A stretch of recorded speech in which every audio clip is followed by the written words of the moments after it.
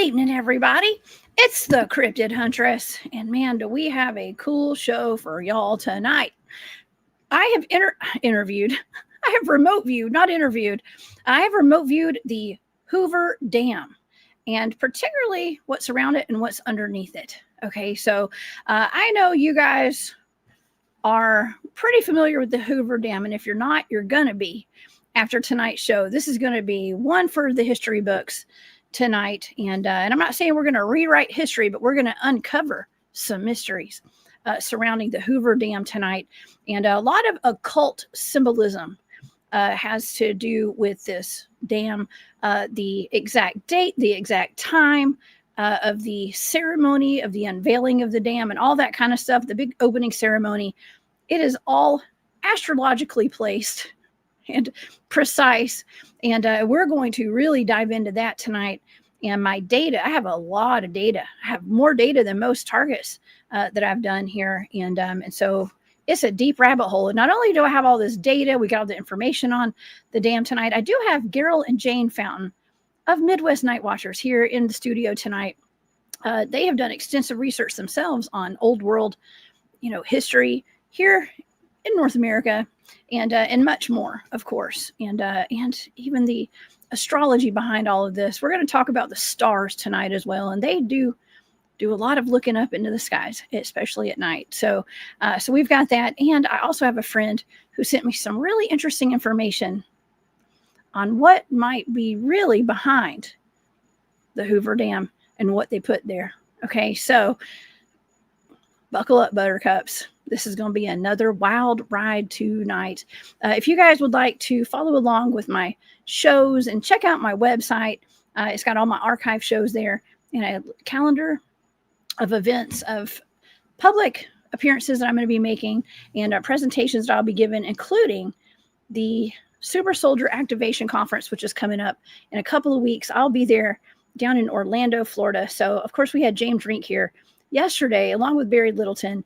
And it's James's conference. So you guys, please come see me at this if you're in Florida, or even if you're just anywhere and you can come see us.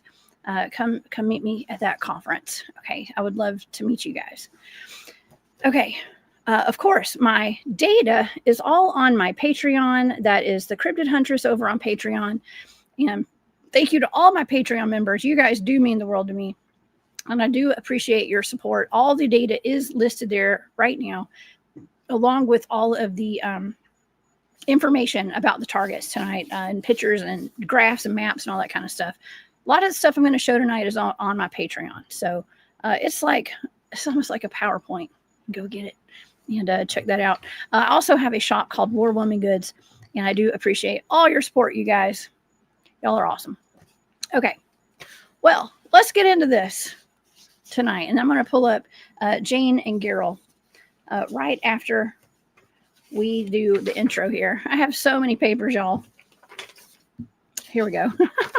Here we go. It's this one. The Hoover Dam is an arch gravity dam, a concrete arch gravity dam that lies on the border of Nevada and Arizona in the Black Canyon of the Colorado River. It was constructed between 1931 and 1936 during the Great Depression in order to control floods, provide irrigation water, and produce hydroelectric power. And there may be some other reasons it was constructed as well. It's the largest dam in the United States, but underneath the dam is where the mystery lies. Researchers have suggested there is something much deeper than what the general public is shown as a basic water project. Entire towns and farms were flooded to create the dam, making what is now known as Lake Meade. Over 120 workers, they say it's like 90 something, but it's actually more than 120 workers lost their lives in the construction of this massive structure. And many have theorized the construction and their deaths were part of an occult ritual. There are statues, memorials, symbolism, secrets, and ceremonies suggesting something is being hidden beneath the dam. Some speculate there is a lost pyramid, Stargate technology, old world structures, and miles of underground tunnels, maybe to places like Area 51. So what's really going on under and around and in the Hoover Dam. Of course, I was tasked with a blind coordinate remote viewing target, and it was of the Hoover Dam, particularly what is underneath it. And of course, I have Gerald and Jane Fountain of Midwest Night Watchers here. Please help me welcome to the show. We have Jane and we have Gerald. Hello. Hey. Hello. Hey, thank y'all for being here. Oh, thanks for having us. Thank you. Well, of course, I figured this was right up your alley. Because I know y'all like the old world history and also just historical history. Right. Yeah. Like, anything that has to do with secrets and paranormal, and I mean, we might even talk about dragons and cryptids with the Hoover Dam. You never know. Conspiracies. You could. I know pyramids and stargates and all that. Well, being a remote viewer, I've studied remote viewing for well over a decade, almost 2 decades now, and I've been told about Project Stargate. Okay, and that's actually was based out of Fort Meade, which is right there. Okay, and I believe it's right there.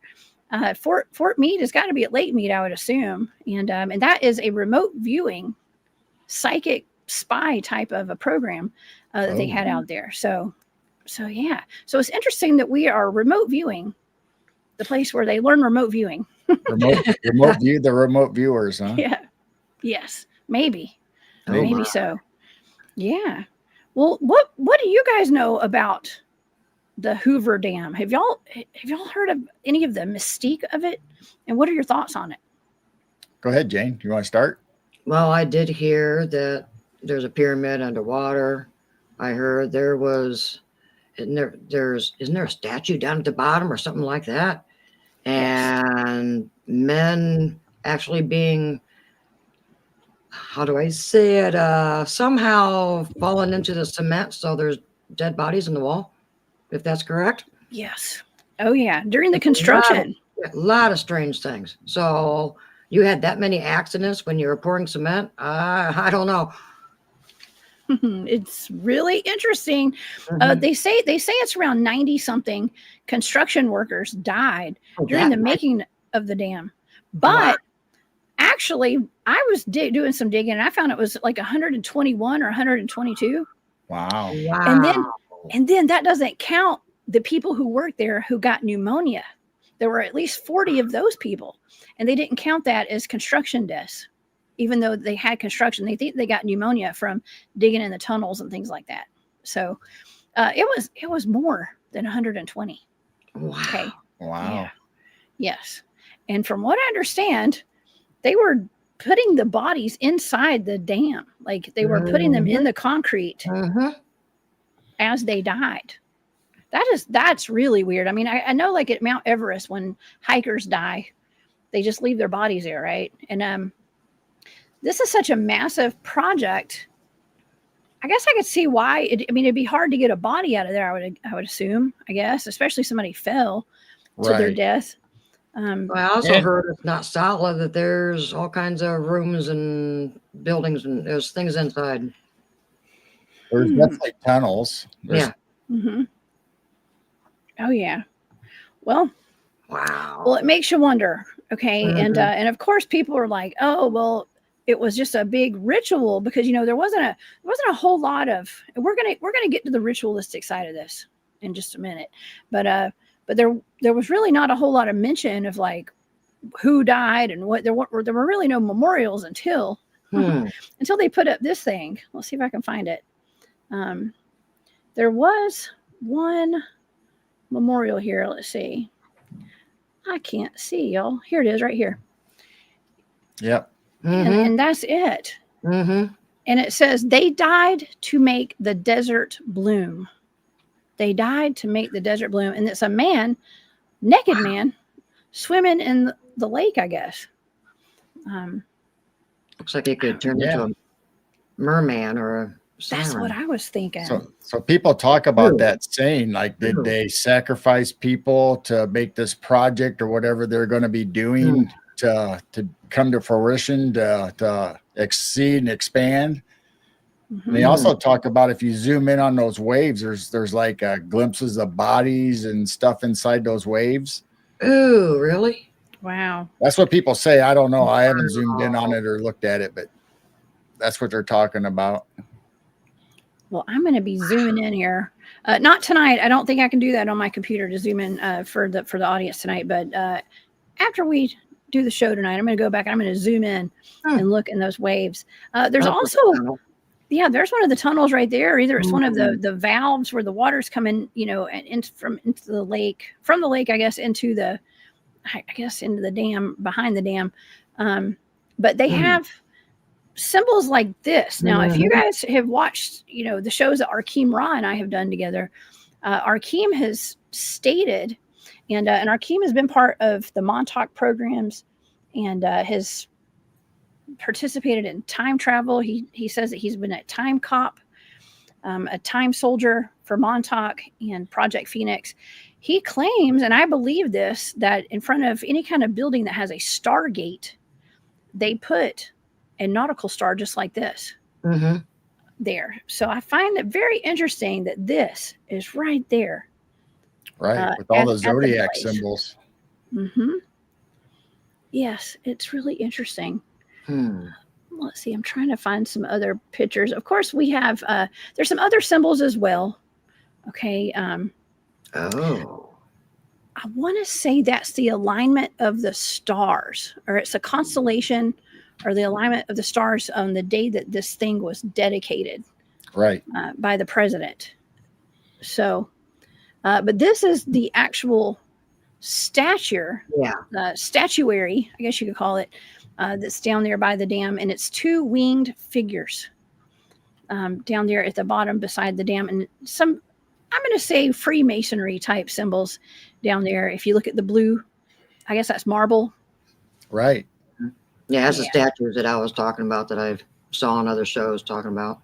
So if you look at the eagle's wings, then the two beams of light coming from the flagpole, that's the Mason symbol. My goodness. Well, lots of symbology there. Actually, here's one of the artists. His name is Oscar Hansen. And he actually made some of this artwork that they put down there. And I'm talking about like this, I want to call it tile work. I think it's tiles. And then that includes these emblems. Now, some of these emblems I actually was reading are like Navajo and Pueblo symbols. Yeah, that does look very Indian. Looks like a portal. Native or vortex. 100%. To me, that looks like a portal. Honestly, it kind of looks a little bit like that. CERN? CERN. I'm just saying. When you showed that picture of the tunnel, the first thing I thought of was like, whoa, it looks like a Stargate. That's concerning. Concerning. It is. It is. I have so many pictures, John. I'm sorry if it takes a second for me to. I have one. To pull things up.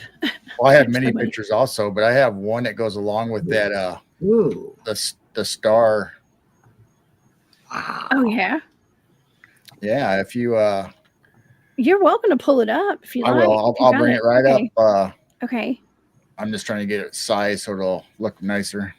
Okay, and this is these are some other, some of the other artwork that deals with like compasses and astrological signs and things like that.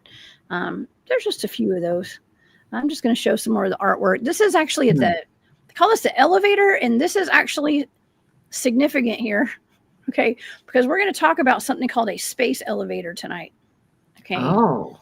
And this is at the elevator, and I didn't make the connection earlier. But now I've made it. This is near an elevator, they said. Right. I'm not exactly sure what all's on here. And the elevator has gold doors. And guess what buildings have gold doors on them? Masonic lodges. Oh, okay. Well, I am not surprised.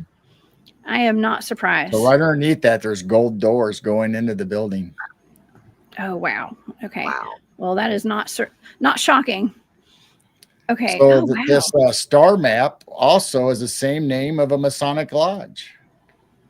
Oh. Okay. And then if you look at the symbol, you can see the ruler in the V and the compass in the V going opposite way, and that matches exactly what's in front of those two angels, which I don't necessarily say that those are angels that are depicted if you look at them up close. Yeah, I don't know if those are angels either. I don't think that Wow. there's some sort of star beings. Okay, that's what I think. Some kind of star beings, something that has to do with maybe space, outer space, maybe. That's what I think. Just because now this is interesting because at places like CERN, let's just say CERN, for instance, they do have Shiva the Destroyer in front of CERN, which I find pretty interesting. Oh, there's a close up. Amazing. Fallen angels. So a lot of people are saying these are either Egyptian or even maybe Greek. I don't know, but people are also saying maybe Nephilim. Yeah, I was going to say fallen angels. Fallen angels. It could be. You know what that face reminds me of is that character. Was that movie? Was it Elysium? I don't remember if it was Elysium. Yeah. Was that it? Where they had that it looks like the face on that guy. The I forgot what it's called. Barry was talking about it on our show yesterday, I think, with James. Or one of the days, I can't remember. My shows kind of meld into each other now. My first thought, I have so many of them. The face looked like Statue of Liberty. Oh, it does. So that was the first thing I thought of. I instantly thought, oh my gosh, it looks like Statue of Liberty. So is that supposed to represent Lucifer, the fallen angel, the bearer of light? Lucifer. That's what I was about to say. That's some say that actually the Statue of Liberty is actually Lucifer.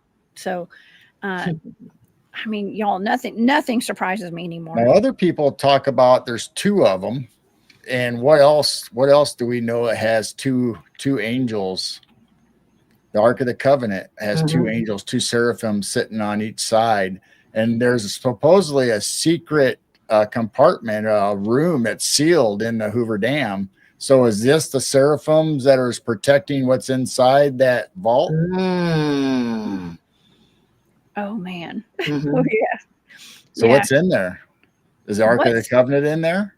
Oh gosh. Well, some people theorize that there's a pyramid down there. Some say that there's a Stargate. And then we can also get into the conversation tonight kind of about like the old world technology and things being, this place potentially being on the ley line as well. And maybe there being some sort of technology that's being hid from the general public that we're not supposed to know about, but the elites, they get to know about it and put up gigantic dams and hide all the history and use the technology that we're not allowed to know about.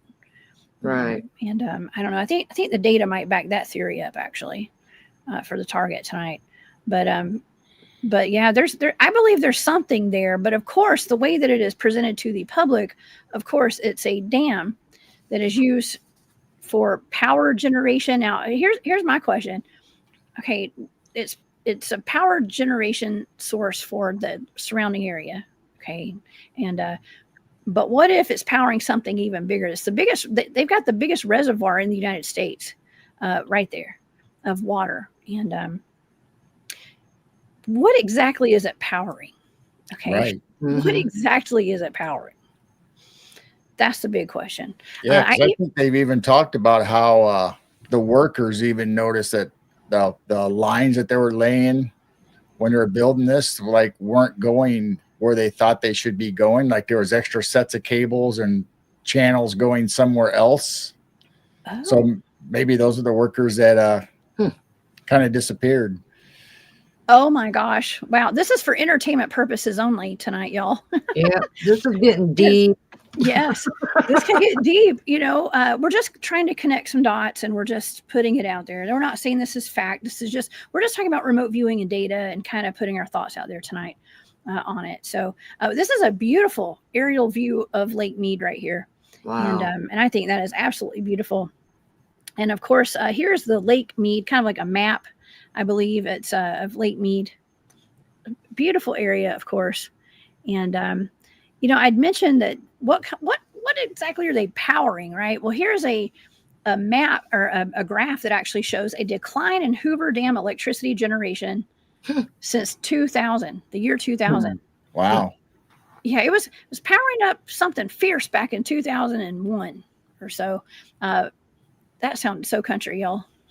Does that date match with CERN or anything that would suck the power? Exactly. That's what I was wondering. I didn't get a chance to look that up, so I don't know. Honestly, we really don't know when they're powering these hadron colliders up and stuff. I'm sure they're not telling us every time they turn them on. But something, it seems as though something was turned on around 2001. And I kind of remember vaguely that's around the time that if there's one of those things in Atlanta, I think that might have been turned on around that time as well. It was definitely the early 2000s when they turned it on. So from what it was a rumor. That's all I know. I don't know anything, but I did hear a rumor about that. So it kind of makes you wonder, like, why was there such a large amount of power being generated then as opposed to today, 25 years later? You know what this reminds me of, kind of? Late 90s, early 2000s, these windmills were going up all over the Midwest, all over the place. I was driving my kids and probably girl crazy. I kept saying, that's not powering Chicago and this and this and that when it's all the way down here 3 hours away. It's powering underground cities. Well, these last several years or so, tons of them aren't even working. They're kind of shut down. Similar to what that graph showed. Mm-hmm. That tons of them years and years ago when our kids were little and they like taking pictures by them and stuff. Now there's not a lot of them going. So that wasn't powering Chicago. I don't believe that. 3 hours away. And these windmills were all over the place. Yeah, it makes you wonder. Yeah. I've what was that powering? Yeah. Well, that's what I'm wondering too. And I don't know. There's no telling. I mean, there's definitely something fishy. There's definitely something fishy going on. And I want to take just a quick break to thank Long Island Bigfoot for being a member of the Hunt Club for 17 months. My goodness. Thank you so much, Mike. I appreciate that so much. And Larry Sharp, thank you for being here, Larry, and for that super sticker. He says, happy Thursday, y'all, and prayers. Thank you, Larry. You're the best. And happy birthday, Larry. Larry's birthday is this weekend, y'all. Oh, so, happy birthday. Happy birthday. Happy birthday. Come back on Saturday, Larry. We'll sing happy birthday to you, maybe. Okay. I'll have my guest sing. No, I'm just kidding. Okay. And Amy, oh my gosh, Amy, thank you so much for that super sticker too. Wonderful. Awesome. Hi, beautiful Jessica and Mrs. Jane and Gerald. Thank you so much, Amy. That is so sweet of you. I appreciate your support very much. And that's very sweet. Okay. All right. Well, y'all, let's get some stats on the dam, on the dam. Okay, on the lake and the dam. Okay, because let's talk about Lake Meade first. All right, Lake Meade is 248 square miles. That's pretty big. Wow, that is big. Big old lake. Let me pull up that picture again. Wow. And 248 square miles. It's on 158,720 acres of land that were submerged. Okay, that's how much land was drowned out to build this thing. Now, y'all, it seriously covered up so many communities, farmland communities. It's really sad. And basically, it's just like with a lot of these man-made lakes that were created around the Great Depression time. Some of them were like the Great Depression all the way through the 1950s, I think. And early 60s is when a lot of these man-made lakes were made. And we've talked about it. Y'all have talked about it. I've talked about it on my shows. We've got shows on your channel where we have all talked about the hidden history, what was knowingly covered up by these man-made lakes. Right. Knowingly. And this is deep history. Like we're talking about Egyptian temples. Yes. And mounds with giant bones in them and things like that. So it makes you wonder, what on earth did they... I'm not saying they did this intentionally to cover up the history, but I think they could have. Well, I mean, the Tennessee Authority, they covered up with Norris Dam, the Egyptian temple. After they dug it out and looked at it, then they went ahead and just flooded the area anyway. So why wouldn't they do the same at the Hoover Dam? Right. I questioned all the dams and all the homemade lakes, man-made lakes. They're covering up cities and artifacts and pyramids and all kinds of things. Yeah, it's not only are they displacing a lot of American families, okay, people who had built their homes there, and and we're also told that right before the Great Depression, I mean, it was basically like the wild, wild west, right? It's kind of like we were in, if you look into our old history books and stuff, it's kind of like, well, there weren't like grand buildings for the masses and stuff. Mhm. You know, you go back and look at the World's Fairs buildings, and that's a whole other rabbit hole. And it does Right. connect to this target tonight. It does connect to the Hoover Dam because, and I'm going to say it does, and this is my opinion. And it's from doing some research and watching some videos. What is that? My lunch break is one I of was those. just going Right. to bring that up. That's a great, y'all. That's Yeah. a great channel on I YouTube. was just going to bring that up, that some of his shows talks about all these giant buildings Yes. and mansions and this and that built during the Depression. During the said Depression. that, I mean, where'd they come up with all this money? Yes, it doesn't make any sense at all. They're supposed to be living in rickety old log shacks. You know what I mean? And that's just not the case. And this village, I'm going to say a village, but like a town, communities. We're talking about full communities. Were drowned out, and they were drowned out since the 1930s up until recently. There have been major droughts, and the water has receded, and you're able to see some of the structures that were actually being hidden underneath the lake. Right. And these things are stone, okay, and brick, stone and brick, and we're talking about like big structures, 2 big structures, not little, you know, wooden shacks and stuff. We're talking about massive, pretty massive structures were down there. That looks like an obelisk. Wow. Oh wow, it does. That's an awesome photo. It is. Here's some more right here. I mean, that, Wow. if that's stone, I don't know if that's stone, but that's pretty It absolutely heavy. is. I mean, they talk about how when they told people to sell their things, and after the people left, the government came in and they tore down all these buildings, and they said they moved the blocks. So there was definitely cathedrals and other buildings that were made out of stone. So why they haven't never done that anywhere else before? Why would they tear these down? Yeah. Oh yeah, that's well, it's perplexing actually. And yeah, they said that. Oh wait, let me pull that back up. That's another part of it right there. Okay, it's really odd. Like they said that they were actually deconstructed. Wait, let's see. What did they say? Let me look. Shame on my them. notes. Yeah. They tore down everything that was important or what they thought was important, because I think they knew sometime in the future that the lake would recede and people would start seeing what they buried. Mm-hmm. Wow. They dismantled the homes. Okay, they dismantled all the buildings. They said the word was dismantled. Okay, dismantled all of these structures down there. Now, why would they tear everything apart and dismantle all of the buildings down there before they flooded the place out? It really shouldn't matter, I guess. No. Unless, I mean, because we're talking about at the deepest part of the dam, it is, or not the dam, of the lake, it is 532 feet deep. Wow, that's deep. That's really deep. It is. Well, they probably had to get all the granite and the marble and artifacts and anything and everything they wanted out of there before they flooded it. Yes. Oh yeah. I mean, at Lake Meade, you can start to see some of the church steeples and stuff come up. So they didn't get rid of certain ones, but only ones evidently that was important or what they thought they would. And they, like you said, deconstruct. Not only did they just not bulldoze it over or knock it over, they actually removed the material out of there. It's so sad. Well, they removed it because there's probably, okay, let's just kind of theorize maybe. Let's just say like maybe it could have been like some old world technology that they were dealing with, an old world architecture. And that's something they wanted to cover up, or even ancient Egyptian settlements, just like they covered up at Lake Norris. Yeah. And like that guy on the wall, the monument or the mural that you showed, people say that looks Egyptian. Mm-hmm. Oh yeah, it does. Let's see. There's a lot. I mean, I see a lot of ancient Egyptian symbolism. I mean, those winged beings look kind of Egyptian to me. Okay, but they also like those. Like I don't know if they're angels on the Ark of the Covenant as well. Didn't you say something about the Ark of the Covenant, Gerald? Yep. Okay. Yes. Yeah, seraphims. I don't know. Those wings were a lot taller than normal other statues that we see of angels.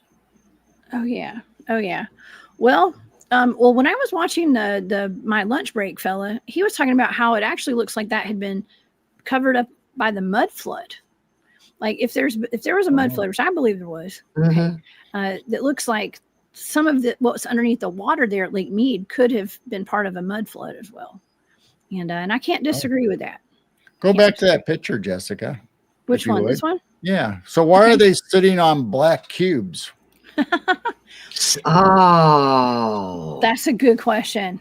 Sitting on black cubes. Yeah, we know that the certain cultures parade in circles around a black cube. Not just that, Mason temples inside have black cubes. Yeah. Masonic temples have black cubes too. Yeah, interesting. And is there wings elongated, because that is what happens when you go through a vortex or go through a portal, a wormhole portal where you start to stretch and where your DNA changes and you start to manipulate into the. So are they being sucked up into a portal or vortex somewhere? Wow. Good catch, Carol. Oh yeah. Wow. Well, that's where this space elevator is going to come into play. We're going to talk about that in just a little bit. Yeah, we're going to talk about that in just a minute. I had never even heard of this until my friend sent me a message today. I haven't either. When he saw that I was doing this, he was like, it was almost like, oh, matter of fact, here's this information. so we're going to, now I'm not saying this is what this is, y'all, but I'm just going to say that it's interesting information and it is worth looking into. And we're going to look into it tonight. And I have a website. Actually, I have the Wikipedia page pulled up. And yeah, let me see. I can't find where I can take this picture down, y'all. I can't see worth a crap tonight, y'all. I'm so sorry. I have so many pictures and they're so little, I can't see. So maybe I won't pull up as many pictures as I thought I would. But I know. anyways. I'm over here wanting to click on stuff and I can't because I'm a guest. I'm not used to not having all the controls in front of me. Well, Jessica does need a secretary. Yeah. I need some help. I do. All sorts of different types of help. Oh my gosh. I do. Okay. Well, underneath what they flooded, it's just like at Lake Lanier here in Georgia. They flooded post offices, homes, cemeteries, churches, schools, general stores, you name it, it got flooded. Okay. And there was actually just like the LBL. Oh yeah. The people who lived there put up a fight too. They did not, they really, a lot of them didn't want to leave and they ended up getting taxed out of there. Okay. I know that sounds kind of weird, but a lot of them ended up getting taxed out of there. A surveyor came in and found out that they were actually in the wrong state. They thought they were living in one state, either Arizona, so they owed back Nevada. Taxes. Yeah, and they were actually going to make those people pay not in cash but in gold. Oh wow! And they just said, "Screw it, we're out of here." They don't even want to stay there. That's like the Three Gorge River, the Three Gorge Dam. In China, I believe it was China, and they had all the ancient temples and burial grounds and ancient families. I mean, original families in that gorge. I mean, it was huge, bigger than what we're talking about at the Hoover Dam. And they didn't even give them a choice. They just kicked them out, didn't pay them, didn't nothing, just kicked them out. Didn't even let them get their temples or their loved ones out of there. They just flooded it. What were they trying to hide? It just shows you don't own your own property. No matter where you live, they can come and boot you out and take it over. Exactly. I know. That's wild. I've seen a couple of like videos on TikTok, my trusted news source these days. And these people are like, they're these people who they're like, well, I'm a millionaire and I don't own anything. And I'm like, wow, what is that about? Because, we're taught like, to when you get money, you want to buy real estate, right? And real estate is where it's at. But these people are, maybe it's like a new age of billionaires. Maybe they're like, I don't own anything because you don't truly own anything. Anyways. No, you're paying rent, paying taxes every single year. You're pretty much paying rent on it. Yeah.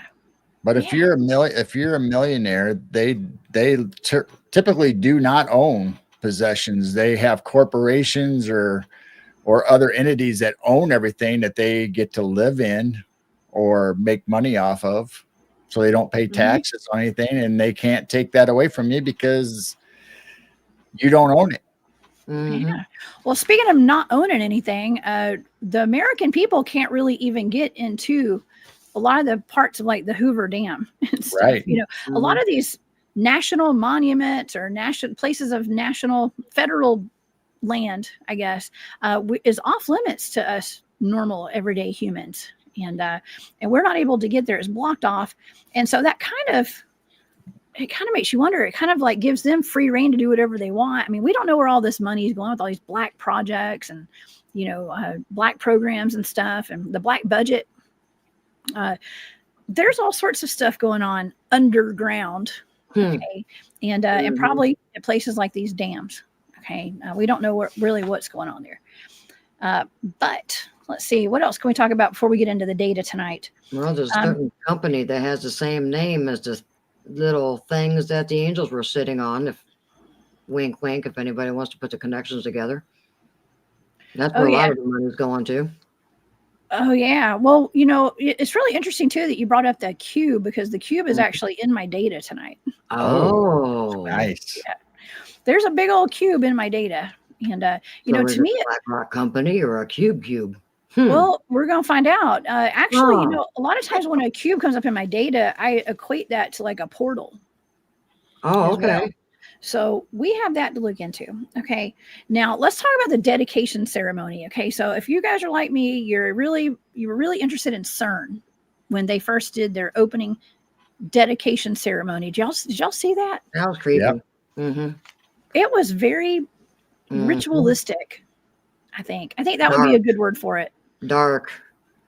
Very dark. It was like paganistic, maybe, like kind of they had a lot of goat men and like ghosts and zombies and things that were flying, interdimensional beings and all that. I thought it was kind of weird. Okay, weird's a good word. Well, they had an interesting ceremony. They didn't have that here. They definitely didn't have that here. I do see, Gerald, I do see what you just pulled up. Should I pull this up on the screen? Yeah, you can. I have seen that. They did project that on. I don't know if that's painted or projected onto. That's projected on there, and it's actually, I think it's a radio station or something, and it's a hockey team, but their mascot happens to be a goat. And everybody talks about how the G in the Masonic is supposedly really the goat, not God. And so if we're talking about ritualistic and sacrifices, what do they sacrifice? Goats. Oh gosh. So I don't know. Gosh. Is it a coincidence? Maybe. Do I think so? No, I think it was done on purpose. Well, it's also being projected on the wall where all those bodies are buried. Yep. Where the mass ritual sacrifice went down for entertainment purposes only.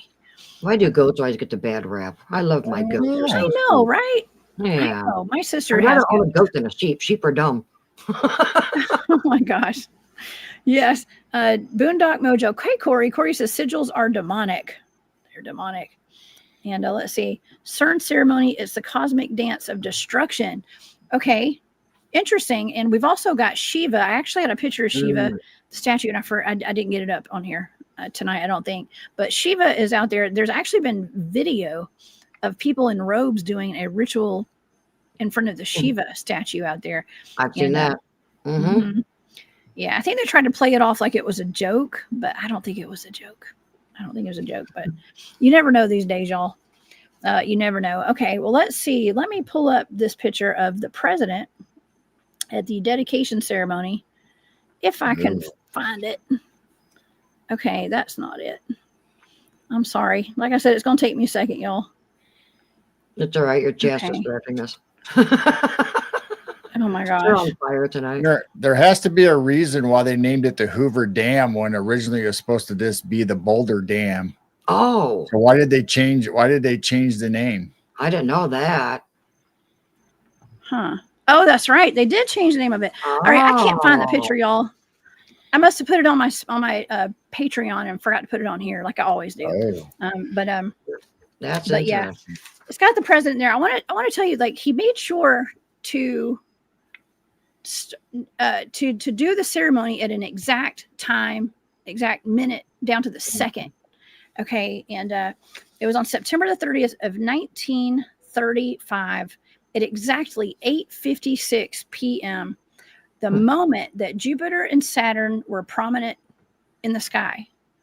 Okay, now what does that even mean? I mean, I'm into astrology and stuff, but like all I know is that it's got to do with power. Okay, power and a massive shift in human civilization. I don't think it's the consciousness of humanity. I think it's just a shift in the civilization of humans. Okay, it's like they're going into a new age, a new era at that exact moment, at that exact time. Isn't that wild?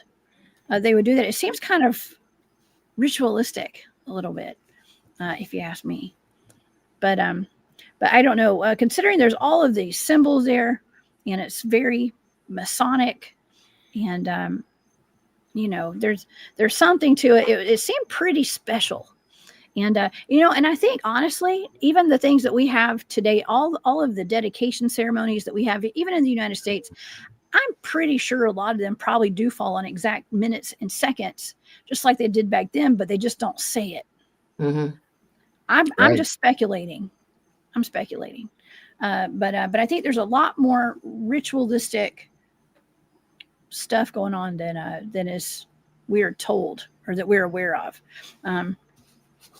I don't know, especially with stuff that, like, we have a lot of tragedies here in the United States right now, a lot of like tragic stuff. And I'm not saying they don't all happen, and I'm not saying they're all fake or they're like rituals, but there are. I mean, some of them could be, and we do live in the Matrix, y'all, right? I mean, everything usually looks like it's up and up and just a casual thing, like a celebration, but then we don't really know the symbolism or what's really being, why are we holding this celebration? Why are we dedicating this? And why are all these weird symbols showing up like in the Olympics and music ceremonies and concerts? And I mean, there's got to be something more that people just aren't realizing. I mean, we're starting to dig into it and we think we know, but do we really know? I mean, there could be something even deeper than what we even come up with. Well, another good channel is Donut, and I know Brown Dwarf watches, or Bigfoot Dwarf. Sorry, I'm still not used to that. Donut Factory, I think used to be his name, but he talks about these rituals and numbers and the times that they're all done. He said they've got to be numbers. That's another really good channel that's talking about this kind of stuff. Mm-hmm. The gematria, certain dates, certain times, and the planets lined up. All this. Oh yeah, that's the gematria. I'm really into the gematria. I used to watch some different channels that broke down the gematria, and that's doing life by numbers, basically, is what that is, and being able to predict what's going to happen in our world by numbers, and that's like by breaking down the numerology. It's like, I say numerology, but it's like the gematria of like your name, okay, right, your birth date. I mean, we talk about, and if you're trying to figure out like what I'm talking about, think about life path numbers. Okay, if you're into life path numbers, some people are a 1, a 2, a 3, 4, 5, 6, 7, 8, 9, 10, 11, 22, 33, all that kind of stuff, those numbers. And what you do, the way you get your life path number, I'll just explain it real quick, is you take your birth date. Let's say your birthday is January 1st, 2000. Okay, so it'd be 1 for January, and then 01 for the first day, and then 2000. So you add all those numbers up. So what is that? 1, 1, and 2. That's 4. 1, 1, and then 2. That's going to be 4. Your life path number is 4. You're welcome, y'all. That's how you do it.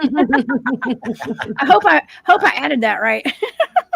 but that's how you do it. That's how you find out like your life path number, and that's basically gematria.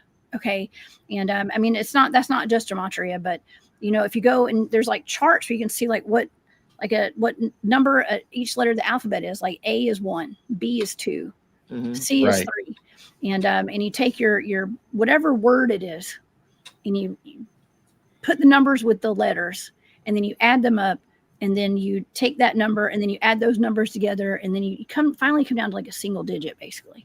And I don't know, it's interesting, y'all. It's interesting. So that's gematria, and the world is kind of run by numbers. Yeah.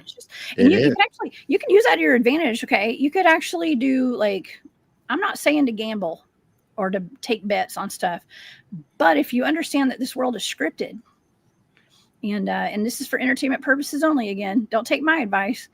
But if you understand the world is scripted and things like NBA games, NFL, some say that you can just use gematria, Super Bowl, and figure out who's going to win. Mhm. You got to watch for the symbols, Mhm. symbols and the numbers.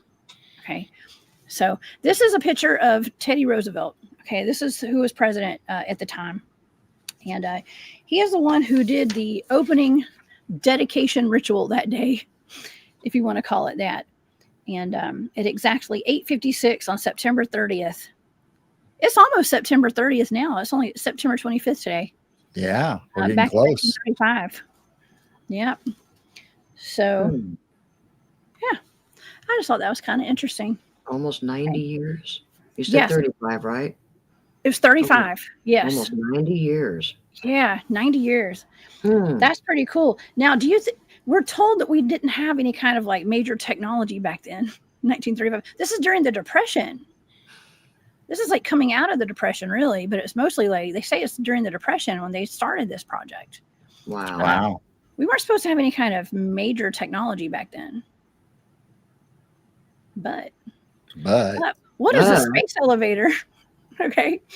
And where does this come in?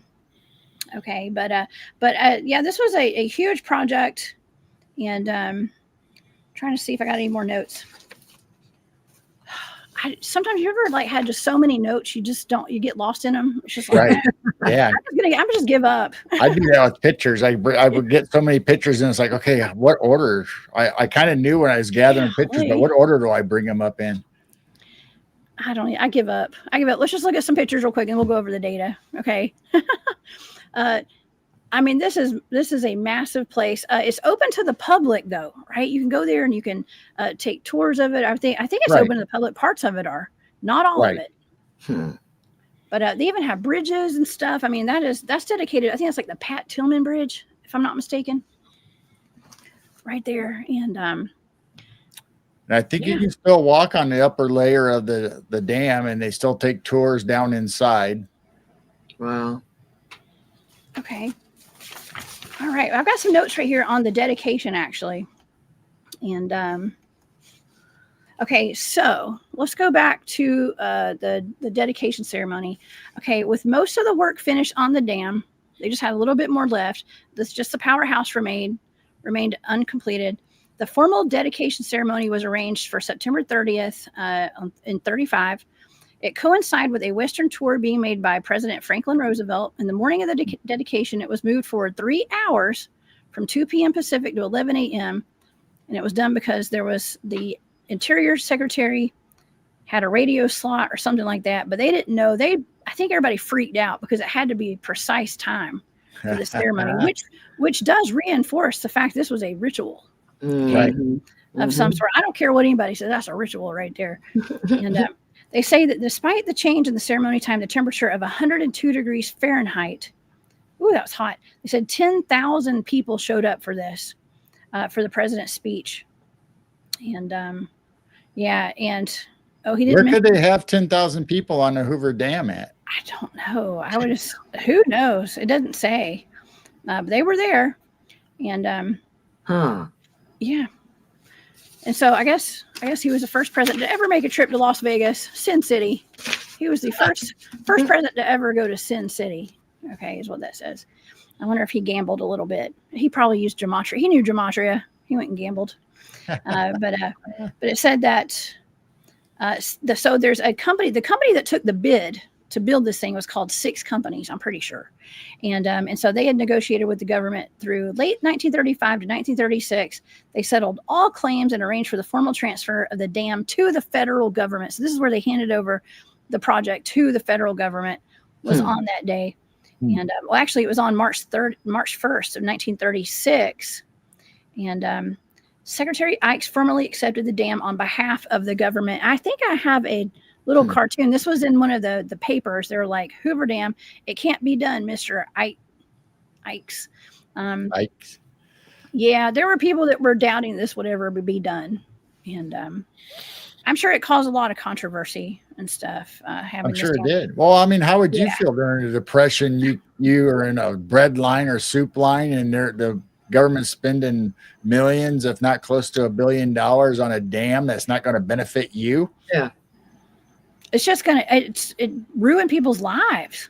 People are starving. Yeah. to make matters worse, your family's starving. Now you got this eminent domain. I just think eminent domain is horrible. Okay, personally. Then the poor workers are taking that job to help build the dam to support their family because they're hurting and they end up losing their lives. So now you have a mother and children or a family that doesn't have a main source of income no more. Oh my gosh.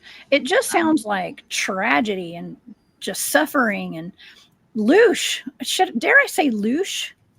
Loosh. And here's another thing. Okay, with part of that, this is terrible, y'all, but part of what they put out there for I want to say rituals, but part of the artwork they have out there, they actually have, I don't know if I have this picture up here or not, but they have the word Thuban up there. Thuban is in part of this artwork. And I'm going to pull this. This is it's just Wikipedia. Okay. I have the picture. Oh, you do? Okay. Well, let's pull up the Wikipedia real quick and let's see what Thuban means. I would like to show this to the audience. I think this is really interesting. Speaking of loosh, we talk about how, places like sports stadiums and places where there's a lot of people, those are just loosh harvesting factories for the most part. Some say it's for the reptilians. All right. Well, this is the definition of Thuban, and this is actually written out there I think it's right there beside where those winged statues are. Thuban is, it says, with Bayer designation Alpha Draconius, it's a binary star system in the northern constellation of Draco. Yeah. Now, what does that remind you of? It's a dragon. Draconian reptilians. It's a dragon. Thuban is actually Arabic for large serpent or dragon. Ooh.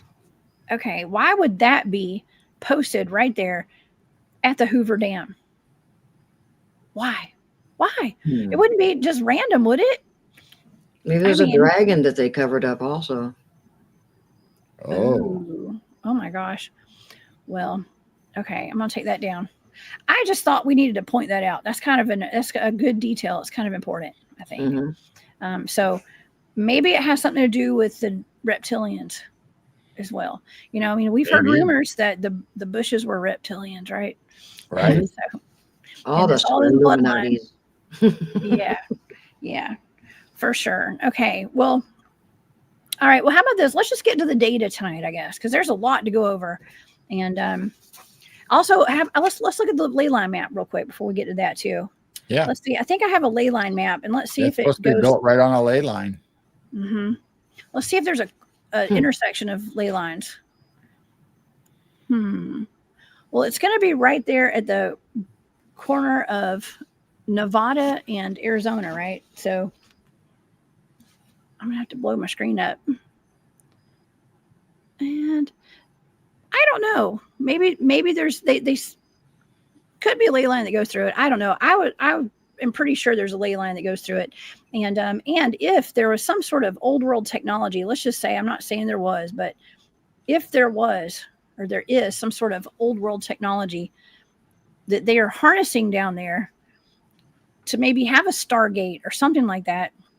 Maybe, ancient alien technology down there. How do we know there's not ancient alien technology going on? We're going to find out. It might be in the data tonight. Okay. But it probably would be on a ley line. Right. Because if just like the temples or the pyramids of Giza, where they've done the LiDAR and the x-rays, and they say they got chambers and tunnels going down way into earth, and it possibly was an energy generator. Well, why wouldn't necessarily the pyramid under the Hoover Dam be one also? And especially if a ley line maybe ley lines are close, maybe that's where the tunnels lead to. Maybe they lead to the ley lines that are outside of the city to bring the energy into the dam to that pyramid. Oh yeah. Yeah. Barry had given me that target. Tanya and I both got that target of the Black Pyramid. I think it's out of Alaska. And we both picked up in our separate sessions that it was some sort of power generator. And I was getting like the pyramid that was on top of the earth, like outside of the earth, was like sending power up. And she was picking up on the pyramid facing down too, almost like a Merkaba style. And it was sending power down into the earth. So it was like going both directions. It was really interesting. Mm. But yeah, what is it powering down there? Like what's down there? Inner Okay. Earth. Yes, inner Earth. Yes, for sure. And I think that if there is something going on there, like a Stargate, there's some kind of portaling technology. There's something that maybe they've got to have a power generation source for, which would be the dam and be the water there, that's generating all that power. There's something major going on, and Right. there's some kind of major technology there. And but here's my question too: like if they had it a long time ago and there wasn't a dam there, how was it gaining all that power before they put the dam there? I don't know. Well, I mean, just like we talked about the tubes or the tunnels going down underneath the Giza pyramids. Maybe there's a tunnel underneath that pyramid or temple, whatever complex it is. It says that I think what I read, it was like a step temple underneath the Hoover Dam, not necessarily a pyramid like we think it is. So it's more like the South American temple structures. Mm-hmm. So maybe it was picking up energy from the earth. Maybe it was getting energy from the ether. Mm-hmm. Oh yeah, that's right. Well, yeah. And speaking of the ether, that's old world technology. Mm-hmm. And the Absolutely. airship, that's the airships and all that stuff. That's stuff that's kind of been left out of our history books. They don't talk about it very much. So Carrie says, ley lines feed the pyramids from bases to project this reality. Oh, that's interesting. Mm. Yeah. Well, especially if we live in a simulation, right, or some kind of Right. holographic universe, that definitely makes sense. So speaking of old technology, we showed this the other night on our chat night about, and this is in 1915. Okay. About, didn't I share it? I thought, yeah, I did. There it is. I see it now. I'll get it. Here it goes. It's in 1915 in France, and it's an airship with a building. It looks like it's on fire or just got bombed or exploded. But there's a beam coming down from the airship. So there, people are speculating that's a DEW weapon in 1915. Yes. Oh my gosh. Yes. I mean, that could be how things melted a long time ago too. All these buildings got melted. Wow. Wow. So if we had technology in 1915 for a DEW, I would assume that when the Hoover Dam was being built and before, that there's probably was technology in that temple or that pyramid. Oh, wow. Well, yeah, I was just thinking when you said DEW, I'm thinking of Mountain Dew. Every time they come out with another flavor. He's got pictures of that too. Yeah, they pictures of that too. They come up with a new flavor, and I'm like, dang, here's what's going to happen next. Like what blackout? The latest one was like a blackout or something. Yeah, we've shown the recent pictures on our show. It's crazy. I don't think it was called blackout. It was like midnight blast or something. I don't know. It was something. Pay attention to the Mountain Dew, y'all. All right. That is so. It's really crazy how they kind of have to show us what's going to happen. Mm-hmm. It's predictive programming at its best. Absolutely. That and The Simpsons. Yeah. Okay. Well, let's get into the data about this. Now, this is the Hoover Dam, and the prompt actually written on the prompt that I got was underneath it. Actually, is what I was told after I did the session. It says what was underneath the dam, underneath and around is what it said. Underneath, it said with the focus on the underground is what it said. Okay. So let's get into it. Okay. So for this coordinate remote viewing session, some of the sensory data was flowing, still, stopped, falling, dipped, stumble, treacherous, irritated, blinded, dark, shaking, and intense. Okay, that was my sensory data. Oh my! And so through some of my analytic overlay, where I'm like trying to making sense of whatever I'm sensing, I wrote stand still, disrupt, disruptors, disputed, full focus, inline, free fall, a narrative, stumbling block, underground, underwater. I heard somebody say, nothing to see here. Nothing to see here. Get out of here. Who are you? Nothing to see here. And I wrote down double blind, And I wrote down power and intense power. Power, intense power. And I wrote down sensor data and data center. Wow. Intense power. Intense power, double blind. I don't know what that's about, but yeah, nothing to see here. Whenever I've heard that several times in targets where I'll hear a voice that's like nothing to see here. It's almost like somebody's like, hey, you can leave. Get away. Yeah. Move on. I didn't leave though. I stayed. Okay. So, and what I drew, actually my drawing kind of does look like a upside down, like a mound or like a pyramid with like without the tip at the top. Oh. I'll show you. And it's kind of like down like that. Oh, That's what I drew. That's kind of the shape of the Hoover Dam. It kind of is. Oh, yeah. It kind of is. Without the curved part. Yeah. Okay. Well, I want to show you. Okay. Remember I said something about a cube. Well, on the next page, I drew a cube. Wow. If y'all can see that, it's almost like a cube with like something coming out of it. Power, energy. Well, here's the thing. Okay. Cause I remember when I did this, I was like, I felt pressure. It was like pressurized. Okay. And it may not make sense to anybody, but like, I felt like something was so pressurized. There was like energy coming off of it. And it was just super pressurized. Wow. That's the only way I can describe what I was experiencing. Okay. So I actually wrote, target. I wrote Blues Clues. Blues Clues is in here. Yeah. Intense, but an intense pressure. Like my sensory data had a lot to do with pressure. And and I wrote down underneath the cube, it said getting hit from all directions, water or liquid. Okay, so getting hit from so maybe this is like something that's like in there that's getting pummeled by water. Maybe that's part of their generator or something. Maybe. I'm not sure. But it's something. There was an intense pressure. And I wrote down power source and generator. That's what I wrote down. Wow. Getting hit from all directions, water with a question mark or liquid question mark. Power source generator. And I was in my surroundings. So I wrote down like where I was in a mechanical room area, or like an area that had like mechanical stuff going on in it. Right. I mean, I am no engineer, so I can't describe what I'm seeing that well. I just say it's a mechanical room and that's it, y'all. So if I had more knowledge on like the underbelly of like a dam, I could probably, or whatever I could have described it better. But I only know what I know. So I wrote down mechanical room and I wrote down error, ERROR, error. Error. Like there's an error in the mechanical room. And I wrote down hidden and important. Hidden and important were a part of the sensory data. Something that's hidden, something that's important. And then I wrote for my analytic overlay, portal and gateway. Oh, wow. Portal and gateway. So I think that might answer some questions right there if we had any. Okay.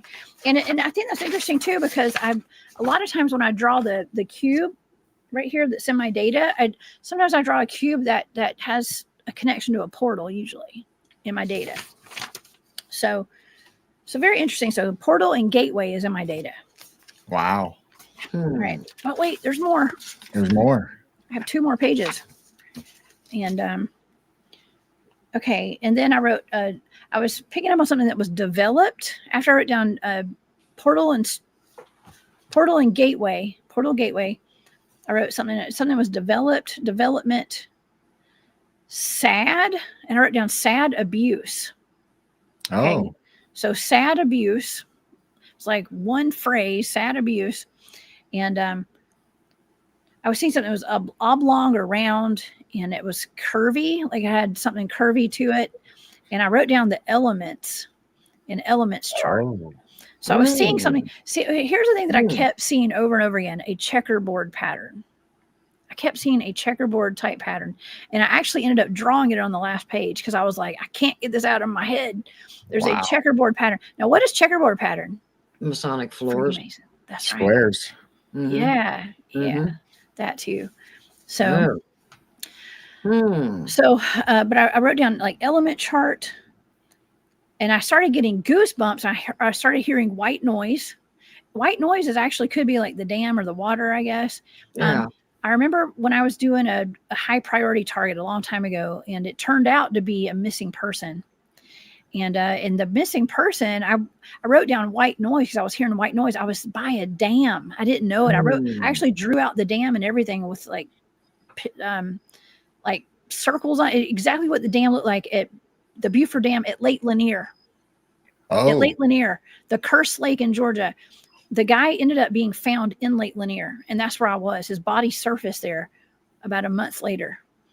And but I was there, and I wrote down white noise when I got to that dam. So this is interesting that white noise is in this target.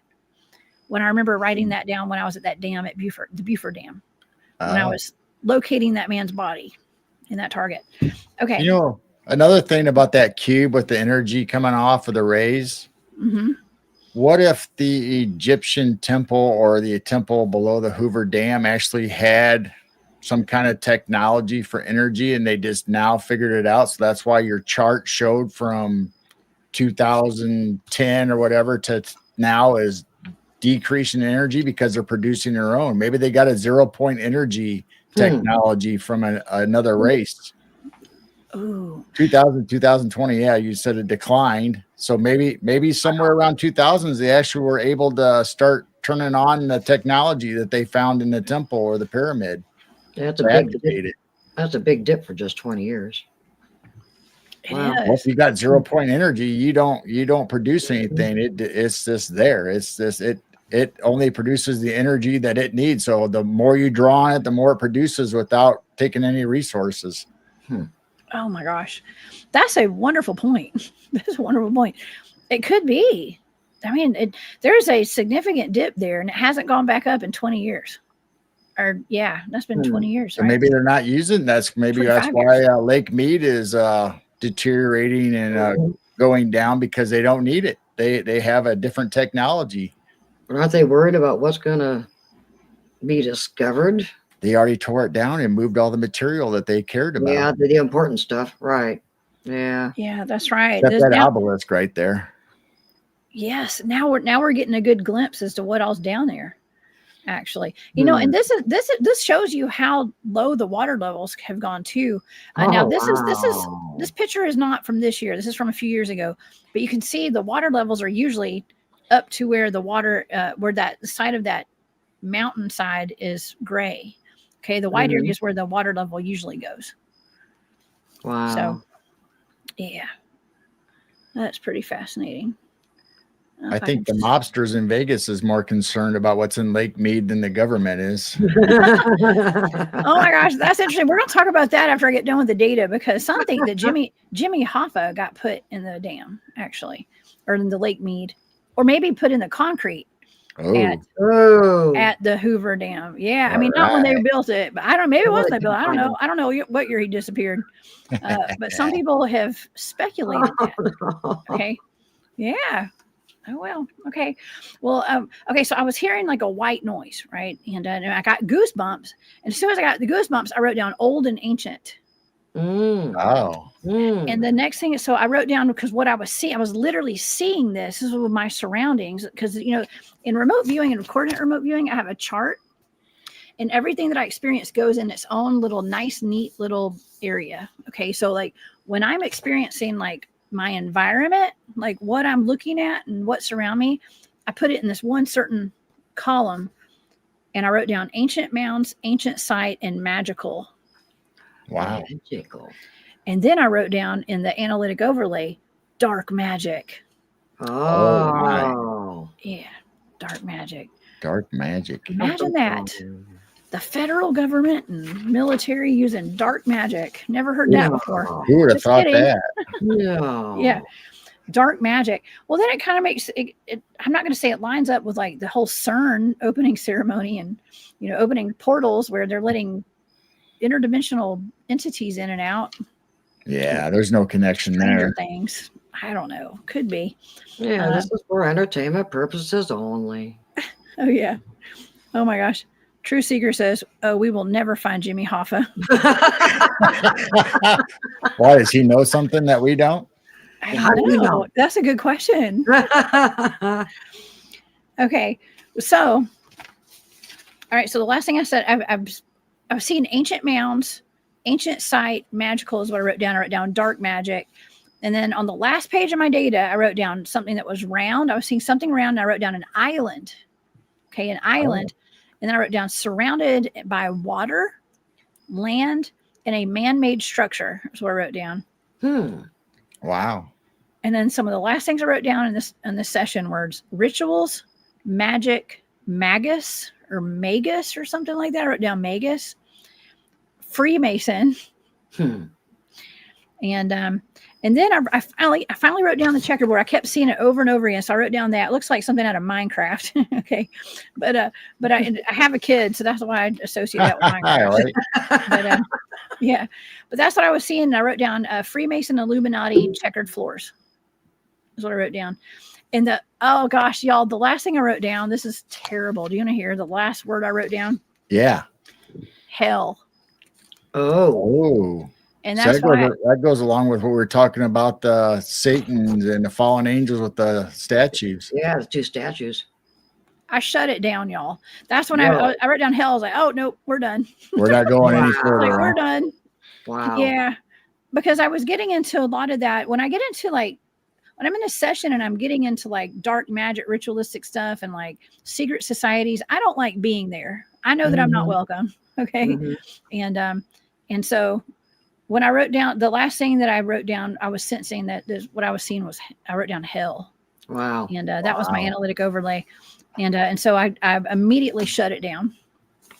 And so that's it. I mean, I think the data is pretty cool. I don't know if it gives us a whole lot of answers as to what's going on down there, but it might. I mean, I did pick up on a what is that? A gateway and a portal, dark magic, definitely a lot of Masonic stuff. Now, I don't know. I mean, from what I've studied, Freemasons do magic, right? Absolutely. Yeah, they're all magicians. Okay.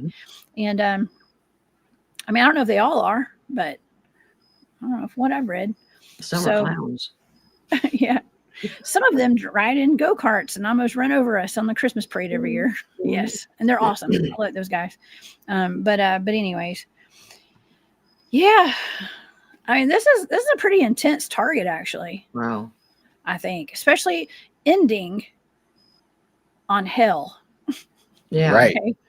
Yeah. I don't want to think that the Hoover Dam has a relationship with something to do with hell. You know what I mean? I don't know, but what if it could be and this is just my analysis of it. If there is dark magic going on, I wrote that down, dark magic, rituals, conjuring, portals. I didn't write down conjuring, but portals and gateways. And they've got these winged beings out there in front of it, just like Shiva the Destroyer. I mean, I don't know exactly what those statues represent 100%. This is for entertainment purposes only. Thank y'all. Yes. And, but just like with CERN, I didn't pick up on a hadron collider. I didn't write anything like that down in here, but I did write down a gateway and a portal. Right. And with all this is specific down to the second they were doing that opening, that ceremony that day back in the 1930s. Right. With was it Teddy Roosevelt? Was it Roosevelt or was it, I forgot what president that was. Theodore. No, it wasn't Theodore. It was, it was on. Roosevelt. But just like you were saying, the exact time, exact place. Roosevelt. So Franklin Roosevelt. Franklin. So the exact place, longitude, latitude, and what's going on, because they have star charts in the grounds in front of those statues. So what is going on in the sky, or what is the significance of that in ley lines, or where the longitude and latitude is at that particular time and moment that they had to do that ceremony? It's kind of like unlocking a safe. You have to do it the exact numbers and yeah, you sure do. Precise all the way down to the seconds with the stars and planets. Yeah. And so I mean, had to line up just perfect, whether it's in our realm or maybe a different realm, for them to unlock for that. Maybe it was a Stargate, a portal that they had to open or close at that exact time. Yeah, that you unlock it with those numbers and times. Oh man, I think so. I mean, was going to say, I wonder if Aleister Crowley had anything to do with this. Oh, he's probably in the crowd. Oh my gosh. No, What? I don't even know what year he died. I don't Was he either. alive back then? I don't know if he was alive in the 30s. Might have been. Is he in the cement? In It the depends cement? on it depends on if he switched bodies or not. Oh, that's true too. Yeah, that's really what a lot of these ritual, the elite, I've heard that they do rituals where they just have a consciousness transfer basically Right. into a new body. So, It's very magical. just like you mentioned about the queen and the blood type and what they're related to, or so when she passed away, who's in prominence now that she could have switched bodies or transfer her soul or eminence over to somebody else's body? Who would that be today? I wonder. Ooh, I don't know. Because she's still around if they're able to switch, soul switching. Oh yeah. Wow. Well, there's a lot of questions. A lot of questions indeed. For sure. Yeah, that leads to more questions also after that. It sure And then does. more questions. I have another technology for ancient times, since we were bringing up if we had technology back then, is how do we get energy? I have a couple more pictures. Oh yeah, pull up. Well, how about while you're pulling them up, I've got a couple of fun facts here about the occult symbolism. Okay. All right. Let me read this real quick because it's in my notes. The winged figures are 30 feet high, and I'll, if I can find the picture again, I'll pull it up. 30 feet high. Hold on, I'm gonna find them, y'all. There they are. It just takes a second. 30 feet high. They contain more than 4 tons of bronze. They sit on the base of a black diorite rock. Black diorite. I've never even heard of diorite before. That's a new one. Diorite. Center between the two figures is a flagpole with a top that points to the exact position of the sun at the time the FDR gave his dedication speech at 11 a.m. on September 30th, 1935. Surrounding these is a terrazzo floor that is inlaid with the celestial map. Embedded in the floor are 209 metal discs representing all of the celestial bodies and stars that were visible with the naked eye. Hold on, maybe this one. On the night of the dedication ceremony, they are so precise that people will be able to accurately calculate the Earth's precession for the next 14,000 years, which is the end of the astronomical Platonic year, the 26,000-year wobble. Is what it says. Near the figures and the flagstone is an elevated compass. Now, this is the compass. Okay, so this right here is the celestial map. Yes. And this right here is the compass. Now, this is what Archeem has talked about being in front of all the Stargates. Now, who else has this in their lobby is the CIA. Mm-hmm. Yes. On the floor, right? Mm-hmm. It says that the flagstone is in an elevated compass that is circled by the signs of the zodiac. While you are enjoying this remarkable monument and astronomical calendar, there is a narration playing from nearby speakers that talk about the monument and other nearby plaques and sculptures. Now, that is today. If you go there today, you get to hear a narrator talk about it, which is pretty cool. But my goodness, I often hear from some people, they're like, that's demonic. Astrology is demonic. Like, don't do horoscopes. I'm into it. Sorry, y'all. I love reading my horoscopes and stuff. Just it's been done since the beginning of time. And I personally don't think there's anything wrong with it. Okay. But if our own government thought it was important enough to put this on this site here, right. That says something right there, doesn't it? Absolutely. Yeah, you gotta trust the government. Yeah, our government. Yeah, nothing. Our wonderful government. Yes. Yeah. This is for entertainment purposes only. Once again. Yeah. Oh, you had a picture, Gerald, didn't you? I switched picture because this is actually a map of the exact complex that you were talking about, where the flagpole is and the winged statues and the Thuban North Star in Egypt, and it shows it where it's at and the rotation, and it shows all the constellations. So if this isn't talking about gematria and numerology, I don't know what does, because they have it all down to a science and the rotation of the stars and the planets. Wow. The thing that confuses me, though, they have Thuban as a North Star of ancient Egypt, which is the dragon, or, it says dragon. And then we have our Polaris, which is what we're going by, and it lines up with the flagpole and the rotation of our constellation. But then it has 12,000 years. The North Star is actually in the constellation Vega. So I wonder what that has to do with. Wow. Well, you said the dragon. Well, there is a connection to the Draconian or the Draco constellation, right? Right. So they said, like I said, I looked it up, and it said Thuban was actually Arabic for a giant or big serpent or dragon. And so that it is in the constellation of Draco, the dragon. Wow. Oh man, that is amazing. Okay.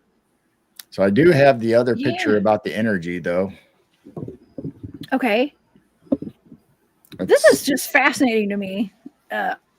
All of this is very fascinating. There is definitely something more than just a some kind of generator down there. They have definitely placed us on top of a Stargate, I think. That's what I think. Okay, let's see what this is. So this is an old engraving or whatever you want to call it in a book. And if you see this, these are like knights in training, gathering ether somehow or energy and going to their swords. And so when they're fighting, they're transferring energy, like almost like a dew. When they fight. Wow. Lightsabers. They're lightsabers. Yeah. So not only are you that would be fun. Physically hurting somebody with a sword, but you can also shock them or send all kinds of energy into them. Oh man, I have a taser that's not anywhere near as cool as what they've got, though. Okay, that looks awesome. Where'd that go? I bet that's worse than touching an electric fence. Oh man, I would love to have a weapon like that. Wow. That's too funny. This one is another one where you have a knight and like an Arabic. Oh my. And if you see, he has like the shape, and you'll see this on scepters, that diamond shape with a crystal in it. So it's shooting flames, and their shields are also energized. And so this is talking about how in ancient times or even medieval times specifically that they could get energy from the ether into their weapons. Oh my gosh. I am super impressed, Carol. This is fantastic. Man, I would love to do a show just on these weapons one day. I know. And I looked it up. If you look at all the crown jewels that they wore and all the some of the swords and the handles have gemstones and stuff. So it's like, okay, does that really mean this picture's true that their swords that had gems in it could actually get energy from the ether? Wow. Gemstones have power. Oh my God, that would suck to get electrocuted with one of those things. Then stab. Stabbed and electrocuted. Stab. That is traumatic. I mean, I do have a taser that my good friend Jeff Townsend gave me, actually. Jeff Townsend gave me so many different weapons, y'all. Well, don't hold Every it time up. I saw him, he had another weapon for me. Yeah. No, I got like a cattle prod, and also I got all sorts of different kind of tasers, y'all. Well, Jeff, if you ever meet, we need weapons too. Wink, wink. Yeah. No, the weapons are. I've always got some kind of weapon on me. Okay, I always do. So watch out. Watch out now. But man, I'm telling you, an electrified sword and a shield electrified by the ethers, I guess. So that's medieval times. So you can take that all the way back to ancient Egypt or whatever this temple mound was built under the Hoover Dam or anywhere else. So I would think that they would be able to generate the same kind of energy from the ground or retrieve it from the ether. Or maybe the pyramids, like we always talk about, is part of a relay station that all of them connect and share energy from the ether to one another. So maybe that thing that was buried underneath the Hoover Dam connects with the temples in Giza or Stonehenge or whatever, whatever other temple that's out there that we keep finding that probably had free energy flowing to it one way or another. Free energy. That's the phrase right there. Free energy. That's something that was purposefully taken away from us. Yeah, because they don't want us to have anything free. Absolutely not. No, we gotta be good little slaves over here, and stay in our little 3D matrix realities. Yes. Actually, I just got a message from my mother is in the chat, y'all. I'm not going to tell you who she is. She's in the chat. Hi, and Mom. she sent me, hey, Mom, she sent me a message. I've been seeing some messages from Miss Grandma Bev. What's up, Grandma Bev? I see you in here. My mom was like, Jessica, you got to pull up some of her messages. And Grandma Bev, where did Grandma Bev go? Because she just let. One. Yes. And oh my gosh. Hold on one second. I wait. Jennifer Patterson, I got to say, thank you so much for that super sticker. Awesome. My goodness. Wow, thank you. It is so good to see you. Thank you, Jennifer, for being here. It's good to see you, girlfriend. And thank you for that generous donation. I really do appreciate that. That means the world to me. Grandma Bev just said hello. Yes. And let's see. I'm going to pull up Grandma Bev. Thank you for being here, Grandma Bev. My mom said, Grandma, see, I can't catch all the messages, y'all. I'm busy talking. So she sent me a message. She said, Grandma, and your relatives ran the cafe at the dam for many years. Yeah. So thank you, Grandma. I read that. That was cool. Yeah. That's awesome. I'm sorry that I missed that, y'all. I've been missing a lot of messages. Also the other one, I can't remember who it was, said that their relative worked there. I don't know if it was Grandma Bev or not, but they said there was also salt mines down there that they're not telling everybody about. Oh. Salt mines. Well, you know what else? Himalayan, that's right. Oh, giants, titans. Yeah, what kind of salt? Oh man, this has opened up another can of worms. Oh yeah, this is getting deeper now. Oh yes. My. Grandma Bev, thank you for being here, Grandma Bev. Too. She said, thought those statues were strange. Always thought they were strange. And welcome to our chat, Grandma. Yes, and the dam is not far from Dead Pool for the hydropower. Ooh, Deadpool. My son loves Deadpool, the character. The movie, yeah, the movie and character, yeah. Yes. But that's really interesting. Okay, so if there's a salt mines down there, what does that indicate though? Is there something to that other than it being maybe a giant titan? I don't know. Titan? Yeah, what's up with the salt mines? Okay, well, in the bed of Mead, Lake Meade, they have gold. Oh, okay. Wow. So there's the big gold deposits out there too, from what I read. Yeah. And here it is. Grandma Bev says, my grandfather told me about the salt mines and the native villages buried under the lake. Oh, there you go. Mm-hmm. That is just a scene from Poltergeist waiting to happen. I'm just saying. Yeah.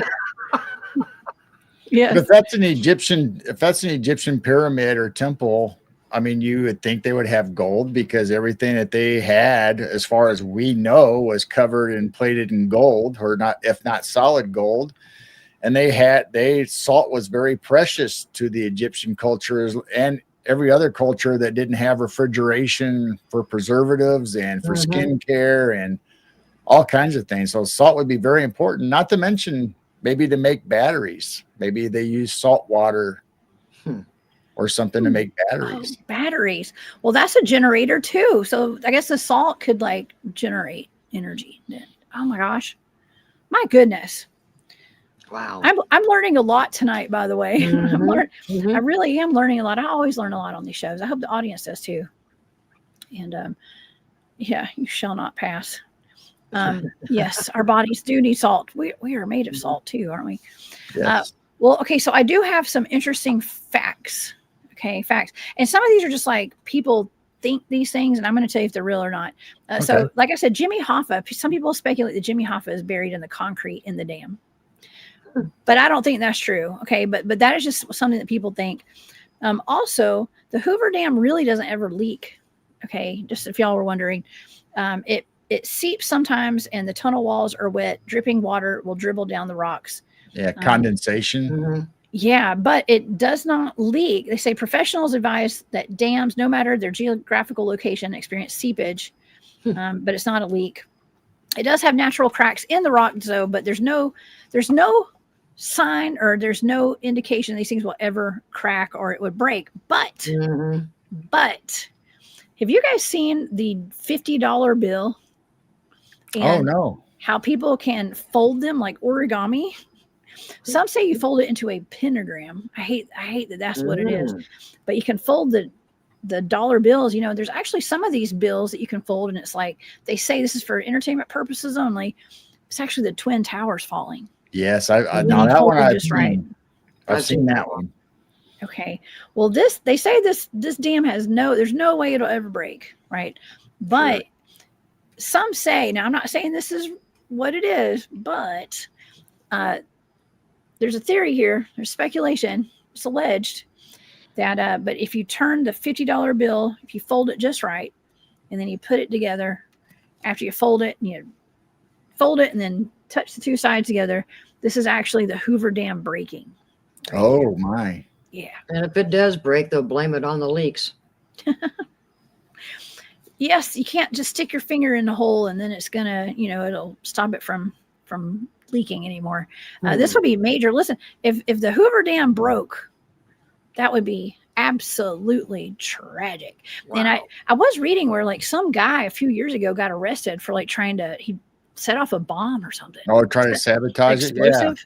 Yeah, I do y'all remember that? I remember something about an explosion and maybe one of the motors being damaged or something, or intake valves. I can't remember, but I remember that on live news.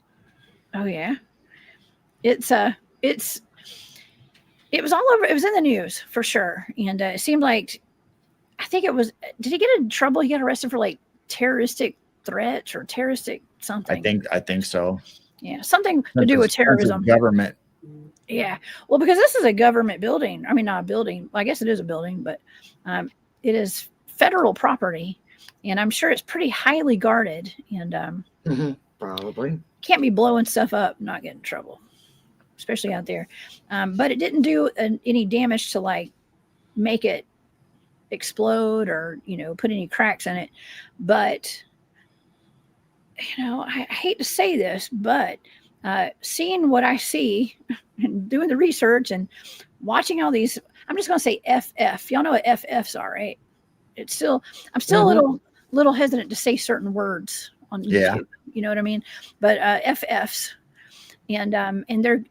I think that if the dam, this is my opinion, if the dams were to ever break, it'd have to be an inside job probably, or right. You know what I mean? Mm-hmm. Yeah, absolutely. I would assume it. Okay. So anyways, let's hope that never happens. But, if these dollar bill, and I hate to say like you can predict what's going to happen through folding a $50 bill, but I don't know. Maybe we can. Maybe. Jane, you had mentioned those Shaluminati cards. Y'all know what I'm talking about, Shaluminati. Shaluminati. Yeah, the Shaluminati card. I mean, I don't know. I haven't gone through all of them. But there could be one that has to do with the Hoover Dam, right? I bet there is. Yeah, probably. This is just something for us to kind of look into, y'all. Okay. Don't live in fear, live in awareness. Like I always say. Okay. So let's get into this pyramid. Yes. Underneath. Yeah. Because it's interesting that I drew for my sketch on here, something that looks like a upside down pyramid or like a mound of some sort. And it's what I was literally seeing this, ancient mounds, ancient site. So an ancient mound on an ancient site. So a mound, I mean, it could be very similar to a pyramid of some sort. But it said that there's a lot of conspiracy theories in regards to a mystic black pyramid hidden below the Hoover Dam. Oh, black pyramid. Well, Barry gave Tanya and I those targets, that one target for each of us of the black pyramid in Alaska. Right. Yeah, I knew about that one.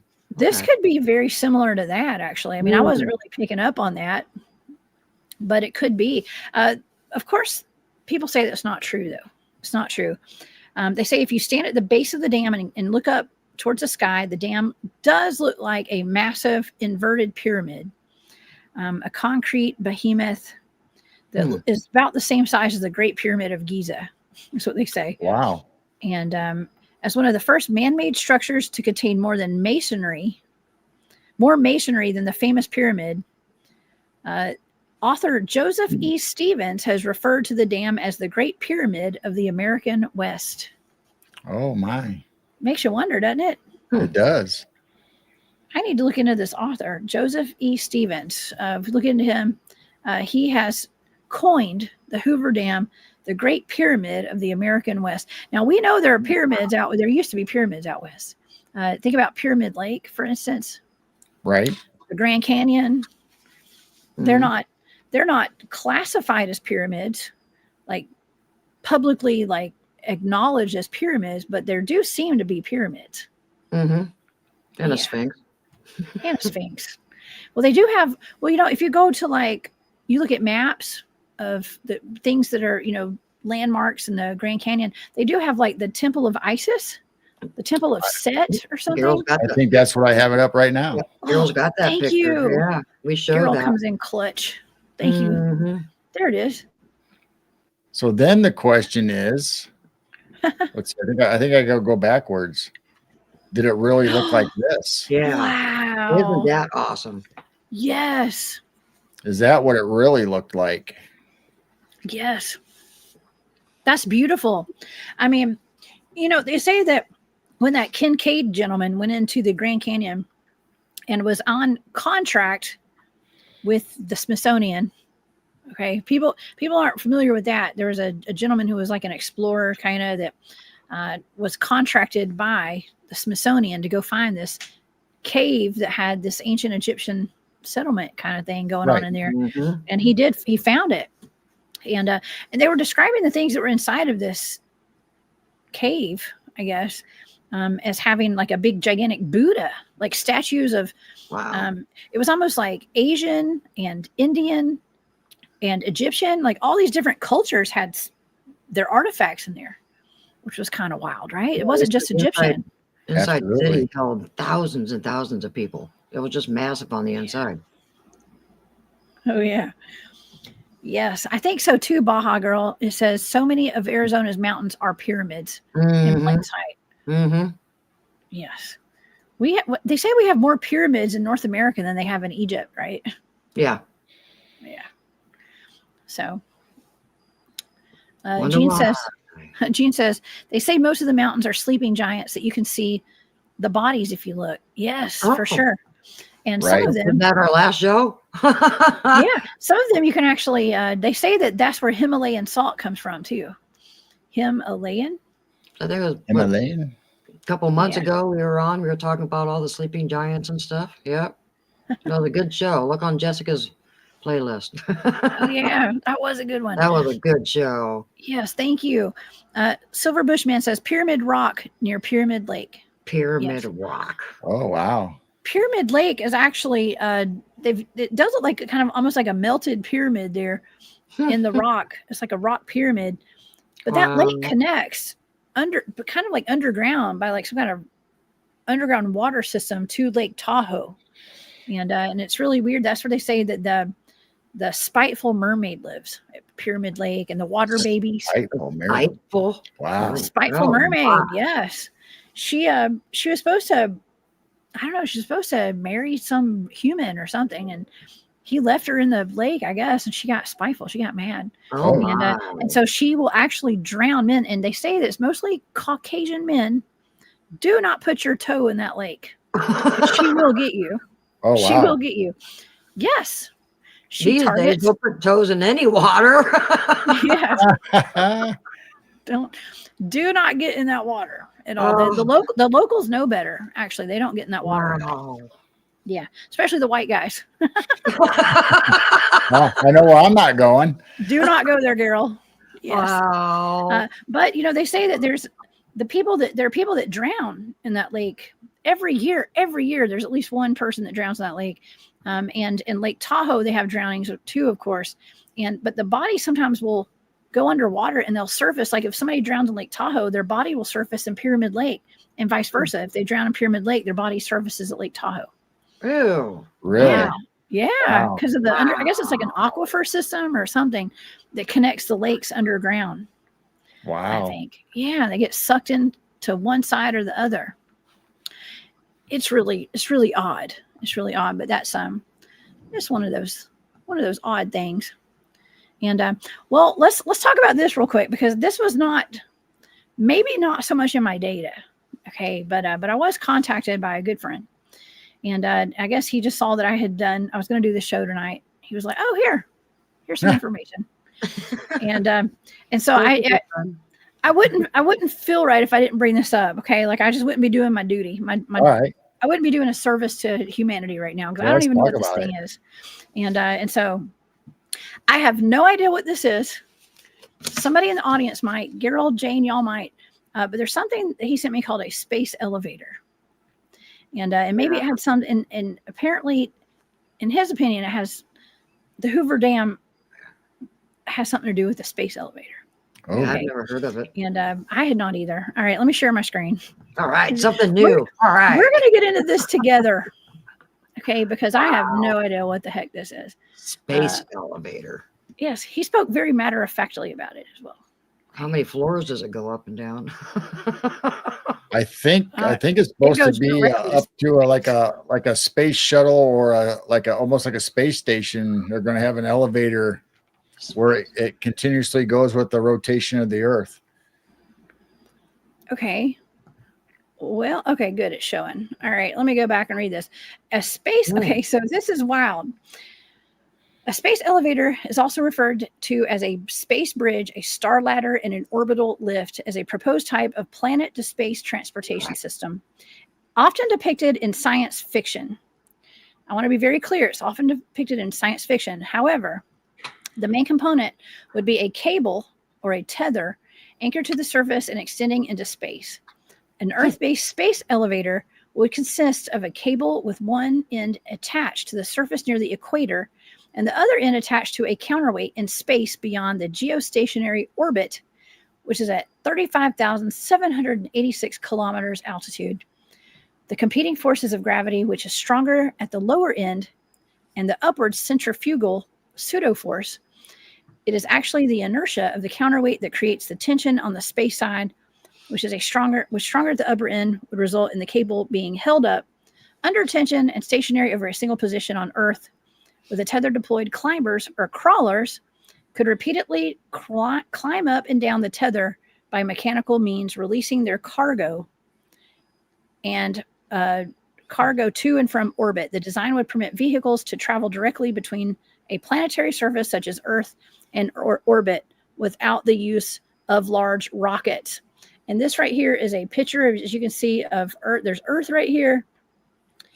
And there's a cable that goes directly into into space, being held up by a counterweight. It says space elevator is conceived as a cable fixed to the equator, reaching into space. I mean, that's wild, right? It says a counterweight at the upper end keeps the center of mass well above the geostationary orbit level, produces enough centrifugal force from Earth's rotation to fully counter the downward gravity, keeping the cable upright and taut. I mean, this is kind of wild. Yeah. Okay. Right. And thinking about there's a reason this information landed in my lap today. Okay. And they're talking about it's a cosmic railway. Okay. And could the Hoover Dam? Oh, wow. And when I just said this was hell. And I said this was hell at the very beginning. Well, the ladder wow. I'm thinking of is Jacob's ladder. Oh my gosh. Wow. I thought of Jacob's ladder, and then I thought of Tower of Babel. Oh my gosh, y'all. Okay. Well, so the earliest models originated with two Russian scientists in the late 19th century. In 1895, in his collection, Dreams of Earth and Sky, Kostanin Tulovsky envisioned a massive sky ladder to reach the stars in a way to overcome gravity. In 1960, Yuri Artsutinov independently developed the concept of a cosmic railway, a space elevator tethered from an orbiting satellite to an anchor on the equator, aiming to provide a safer and more efficient alternative for rockets. In 1966, Isaacs and his colleagues introduced the concept of the skyhook, proposing a satellite in geostationary orbit with a cable extending to Earth. All right, I'm not going to read all of this. I think this is really interesting, y'all. Yeah. Wow. Well, let's see if I got any more information. I mean, if y'all are interested in hearing more about it, I've got a little bit more information on it. But I mean, I don't know. Could this have something to do with the Hoover Dam? Okay. for whatever reason, that information was put out there to me. And I don't know. I don't know. They're going to have to power it somehow. Well, that's right. They have to power it, right? Oh, goody. Our electric bills are going to go up even more. We'll be paying for it. Did it say where on Earth they would tether it off at? Because it'd have to be the right location to match. I'm gonna have to put on my glasses, y'all. Sorry, I can't see. Okay, so an arc gravity dam cannot directly send power to space. It could serve as a terrestrial power source for a space launch system. A conceptual combination would use the dam's stored energy to power a mass driver or a space elevator. Rather than the conventional hydroelectric generation system, the challenge is in using the dam's power to create a launch system. Two of the most speculative mechanisms for launching from terrestrial power source are a mass driver and a space elevator. Wow. So if you're wondering what a mass driver is, it's an electromagnetic catapult that accelerates a payload to escape velocity. The dam's hydroelectric plant would supply the initial energy. The energy conversion is the electricity from the dam's generators would need to be converted to the massive short duration power pulse required by a mass driver. Right. And the mass driver would use a series of electromagnets to propel a launch vehicle at high speeds. And the technology to build a mass driver on the scale needed to launch from Earth does exist through the military. The G-forces experienced by the payload would be immense. It would require hardened electronics and specialized equipment, but space elevator is a cable extending from Earth into geosynchronous orbit. And so anyways, it takes payloads into space, y'all. And and that's just some, I'm not saying this is exactly what it is, but I'm just saying someone did send me that today when they saw that I was doing a show on this and thought that was important information for me. So is this something they want to do, or is this something that something they've been doing? It's something they've been doing. Okay, so I heard that a long time ago that they were developing it. Then I also heard that like big corporations wanted to use a ladder or something similar to that to take families up to the moon, or up to a space station where it'd be like a hotel or a big resort up in space that you could go stay and then zip right back down. That's what it is. Honest content. That's funny. Katy Perry said she would take the risk again. Yes. They've been sending Katy Perry up there. She was the guinea pig, y'all. I'm sure. Yeah, let her test it out. Yeah, that's interesting. So there's a tether going from Earth into space. Yeah. And so basically, if you think of it, it'd be like, say the moon always stays stationary facing us. The man of the moon always faces us. So it matches the rotation of the Earth. So if you had a cable going from the moon to Earth and you had enough tension and a way to send something up that cable, you would never lose rotation. It would always be in the same spot all the time. It'd be neat if it'd be like a bank tube at a teller where you just put people in it and send it up through a tube. To the moon. You know what? That's not that far fetched because I've actually drawn that in my remote viewing data before, and I've described it exactly as one of those things that you put in the tube at the bank. I literally have had that in my remote viewing data before, and it was something about outer space. I think it was one of the jump rooms. Yeah, I was going to say jump room for Arkeem. One of the targets I did with Arkeem Ron, I think it was a jump room to Mars or jump room to Venus or something. It was one of those targets. What I was seeing was the exact thing that you just described, Daryl. Wow. It was you know how Barry talks about, what is that? It's like a phone booth. It's called the TARDIS or something. Yeah, and Doctor Who. Yeah, from Doctor Who. It's something kind of like that. And but it was cylindrical, and you just put it in this little thing, and it shoots off into space. I don't know. But if we got jump rooms, why would we need a space ladder? Right. Yeah, that's a good question. Well, maybe some things, I mean, a jump room would require radiation. You know what I mean? And maybe this wouldn't. I don't know. I have no idea. This is all brand new to me, but that's a very valid point. But like I said, the radiation could play a factor. Maybe it's that, Yeah. Or maybe it's like they send, what do they call it? Payloads and stuff, like big like cargo loads, cargo loads. I mean, I guess if you can get to the moon or somewhere up there where the radiation isn't a factor and gravity isn't a factor, even though I don't think gravity is a real thing. I think it's more buoyancy than a gravity force. But anyway, if you can get past that point, then yeah, if you want to launch or be able to do stuff like that, you'd have less restrictions on you. Yeah. I mean, apparently, from what I understand, the military uses it. Yeah. They probably have teleportation, so I don't know why they would need a ladder, but maybe for us that aren't in the know have to use the old technology. We have to go up a staircase to outer space while they get to zip around.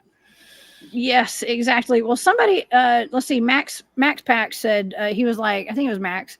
He was like, well, they can't even get our roads right. Like, our government can't even build our roads right.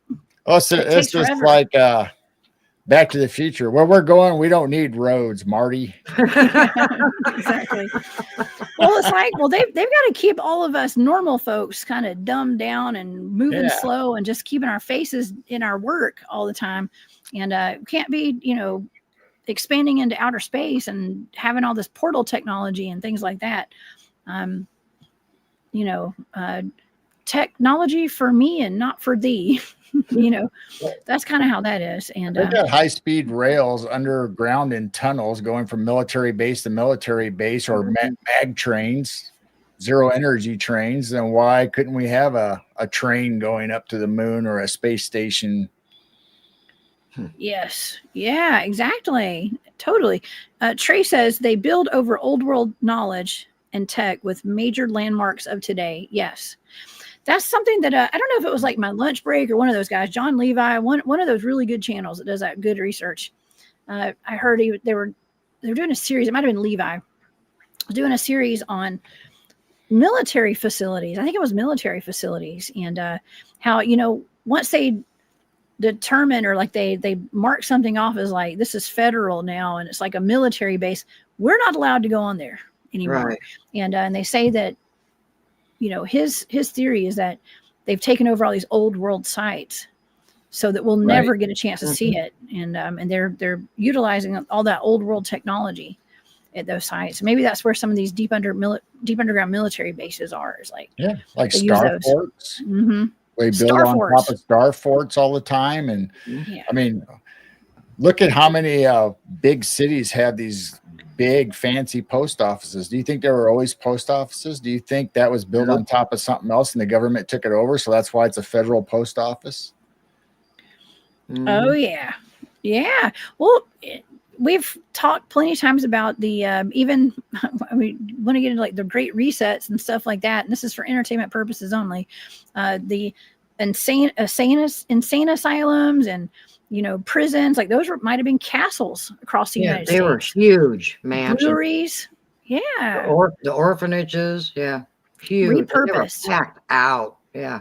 Yes, repurposed castles, basically. Mm-hmm. Yeah. I think Jesus Payan Jr. is the one that brought that to my attention. Mm-hmm. Okay, I thought that was pretty fascinating. So, because even the temples down in South America that they're discovering and saying, how old they are. Well, now they're figuring out that they have been built upon by at least 3 or 4 generations of other civilizations. So the ones that we think are old aren't even touching the tip of the iceberg on how old they really are.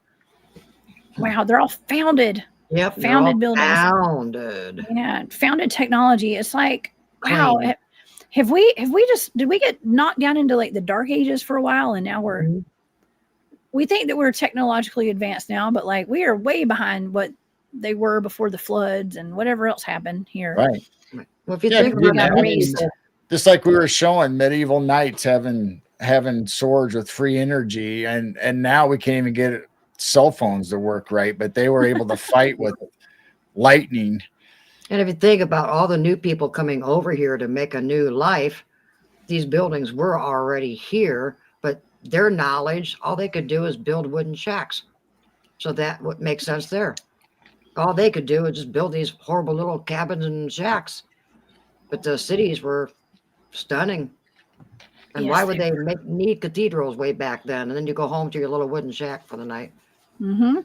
Yeah, you know, our state capital here in Georgia, I used to work there. I worked there for almost 20 years. And it is absolutely gorgeous. I think that's old Mhm. world. Uh, Wow. I think that's old world architecture, and it even has a gold dome on it. So, like the Oh dome actually it my. has a layer of gold on it from the gold mines here in Wow. Georgia. It's Wow. absolutely gorgeous. Yeah, Wow. there's old world architecture everywhere for sure, and it's Oh mostly my in God. our courthouses, and especially in these small towns in Georgia and all over the South. Those courthouses are old world, I think. Oh yeah, Um, absolutely. And mhm. just to say, a lot of those old pictures that looks like they're building it or whatever, if you zoom in, they're painters. They're painting over the marble and the granite and stuff, and they're painting the buildings. It's not when Mhm. they're building them and reconstructing them. Good grief! So I I think tell you my what. lunch break or John Levi, one of those two, nailed that one also. They're Mhm. painting all this over. Yes, I tell you what. I tell you what. Somebody's got some splaining to do. Uh, let's see. Lucy. Yeah. Yes. Walter, thank you so much for that super sticker. I appreciate you being here tonight. Thank you so much for your support. It means the world to me. And Trey said Masons were given the job to build over Tartaria. Uh-oh. Oh, To build over it. That's an interesting theory. Hmm. yeah, I haven't heard that. Yeah. It makes sense though. Uh yeah. There's definitely a lot of hidden history, y'all. A lot of hidden Mhm. history. And this is for entertainment purposes only. And we're just kind of toying around with some of these ideas here today. And it's just data. The remote viewing data is just data. But let me tell you, when it ended in said hell for the Hoover Dam, Yeah. and we're talking Right. about potential fallen angels and dark magic being done there and rituals and Well, there uh, is the one tunnel that's super huge, and it says it goes deep into Earth. So maybe they're saying that's a portal to hell, or maybe that's where that came from. mhm. I don't know. It could be. It could be. Hmm. I don't want to go visit a portal to hell personally. So I guess I'll probably just stay away from the Hoover Dam. I guess that's terrible. I'm gonna stay away from that. Sacrifices. Yeah, you know. Um, Hmm. okay, look, going forward in the future with the Hoover Dam. Okay, the only thing that is concerning to me is some of these predictions on these folded dollar bills. I know it sounds so kind of petty a little bit. It's kind of crazy. But some of these, like, if they had what looks like the towers falling on some of the Right. bills, if this is, they have a Hoover Dam breaking on there could be a plan in the future for that to actually happen.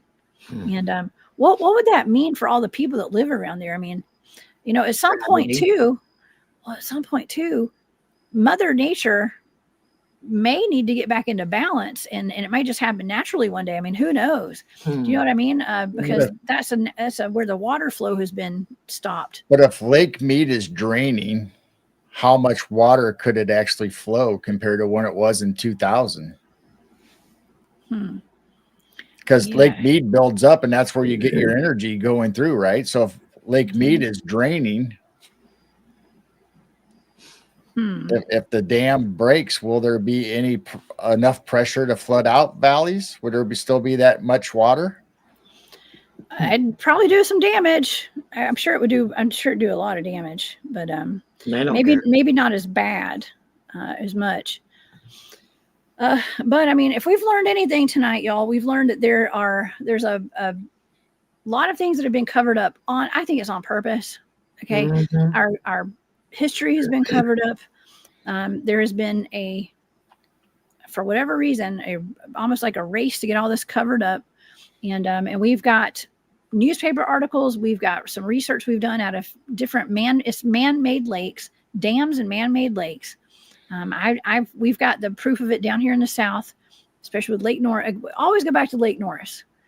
I used to go there when I was a kid, so I know Lake Norris.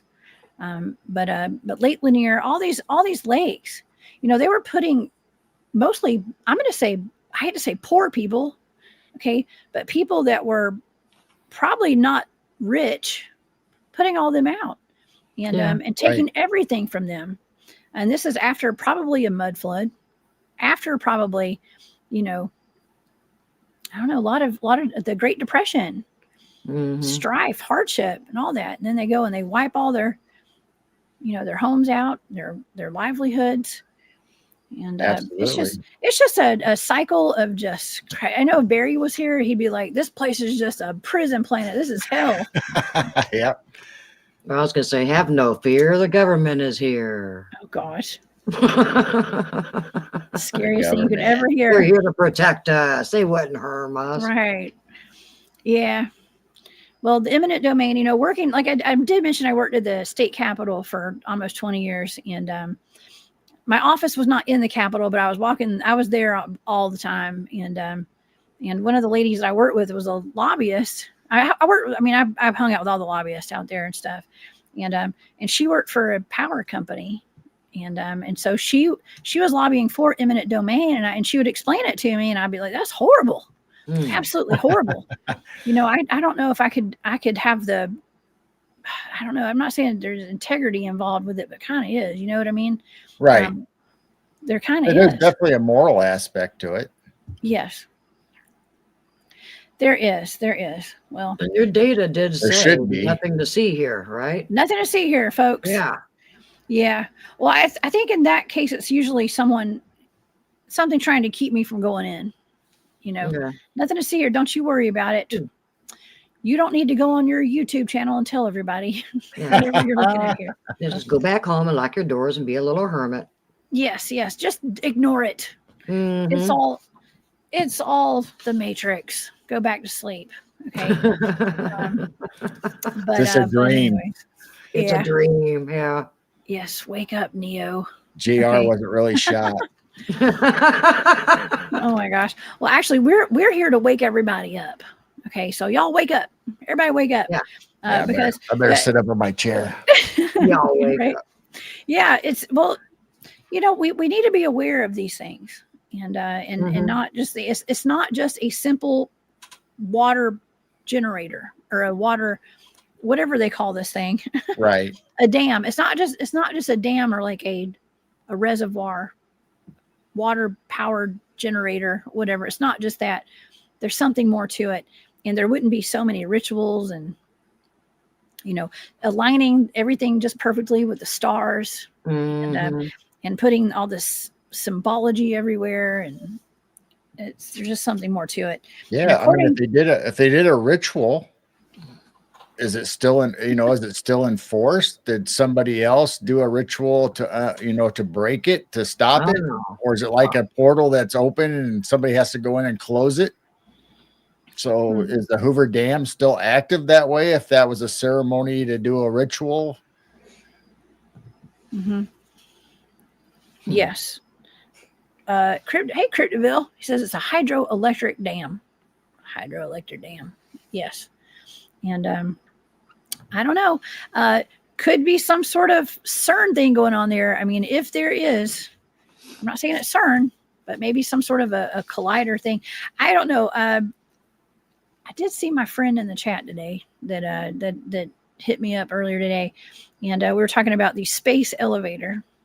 Okay, so that's also something for everybody just to kind of look into a little bit more, and maybe there's something to do with that as well. But that was not in my data. Okay, and this is a remote viewing show, but it might be some useful information. I want to know where are they going to tether it off in space at? Because if we can send stuff up, other people can send things down. That's right. We're going to have satellites and space junk hitting it.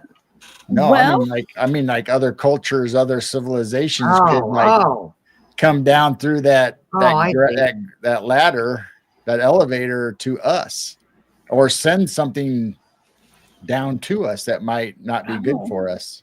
Maybe that's where 3-Eye Atlas is headed. Shipment. I don't know.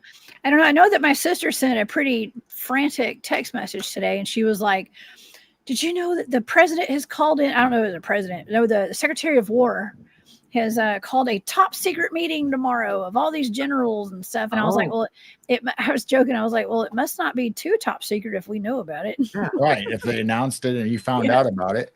Well, I heard there's 7 more, and they're kind of freaking out about it. Interstellar objects? asteroid Well, that something. sucks. You know, I mean, how can they just Comets? suddenly appear? They should be seeing these things coming in.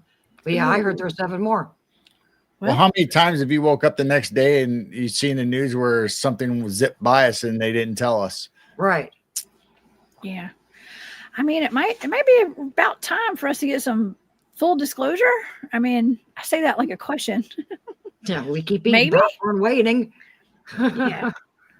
We're still waiting. We're still waiting. Yeah, we're still waiting. Well, at least we haven't been taken over by a fake alien invasion yet. Okay. Not yet. Yeah. Yeah. Kurt said he's throwing a party for all the generals. It could be. Truth Seeker said 7 more, and 1 is way bigger. Oh, wow. Well, here, let me pull that up. About that, yeah. Yes. Wow. Well, Yeah, I thought I heard something about 7 new ones, and they're all freaking out. Like, where'd they come from? well, this is unprecedented though, because like this is not. I mean, usually there's one. I thought the most we'd ever had was 3. Right. Well, yeah, 3. Yeah, 3 interstellar. Yeah, 3-Eye Atlas is the 3rd one or whatever. Well, unless they're actually saying these are comets. You know, I just covered the Swan 25. I think it was like Swan 25B or something. Yeah. When Brian Sang was here with me this week, and we I think talked that's about one that. of them. Mm-hmm. I think they named one of them Swan. That's one of the big ones. Yeah. Okay, all right. Yeah. Well, when I had that remote viewing target of 3-Eye, you know, we talked about 3-Eye Atlas, and then Barry gave me the target again, and it had like an updated version of the remote viewing sessions, and it didn't look good. Whatever was in there, that data was like, oh, well, there's the Dark Fleet headed this way, which is probably like secret space program. Oh no.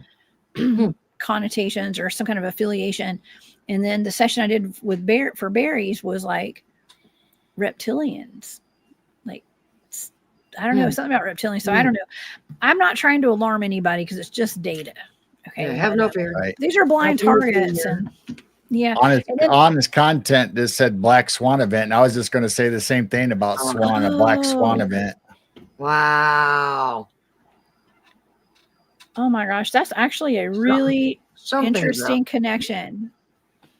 You know, they're not showing tails like comets or asteroids. So, oh my gosh. Barry's in the chat. We're learning a lot. Learning a lot. Are you asking us or are you telling us? Just kidding. I'm just kidding. Maybe they're coming back to get their meteorite out of that black cube that everybody marches around over there in that other country. Oh my.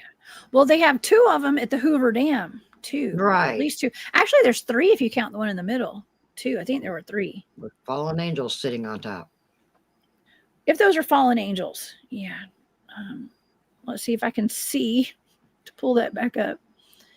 Right here. Let's look at that one more time. Because I think this is really interesting. Yeah, it looks like 3 black cubes, actually. They're each sitting on a black cube. And you know that, what is that, the black cube of Saturn?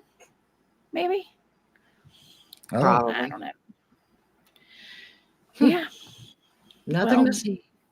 Very Masonic there. And I don't know. I mean, I wonder if that has what was the Marvel movie that had the cubes, and if they brought them all together, they would fit together and make a great big giant energy source or destroy the world or however it was. So is there all these black cubes around the whole world? Oh, I don't know. Rocky Mountain Skywatcher says black cubes are pure evil. And Cheeky Blue says Saturn worship. And Trey Madness says Masonic star. I think, yeah, okay. And wow. Yeah, I don't know. Let's see. Is anybody the Tesseract, the Avengers? Yeah, the Avengers. Maybe the Avengers. Yeah. They show us all this in movies. Okay. So yeah. I don't know. I have this, you know, I've been covering that Tater Invader. I've been covering the Spud out of Panama, the Panama Spud that has turned into a venom-like thing. I just don't know, man. My remote viewing data seems like it's maybe something real, and we should be worried about it, but it just seems so fake at the same time. You know what I mean? Are they space logs? Yeah, tater logs. Tater logs, I don't know, but I'm a little concerned if he actually really did this time set it free and just walked away from it. Oh, I hope not.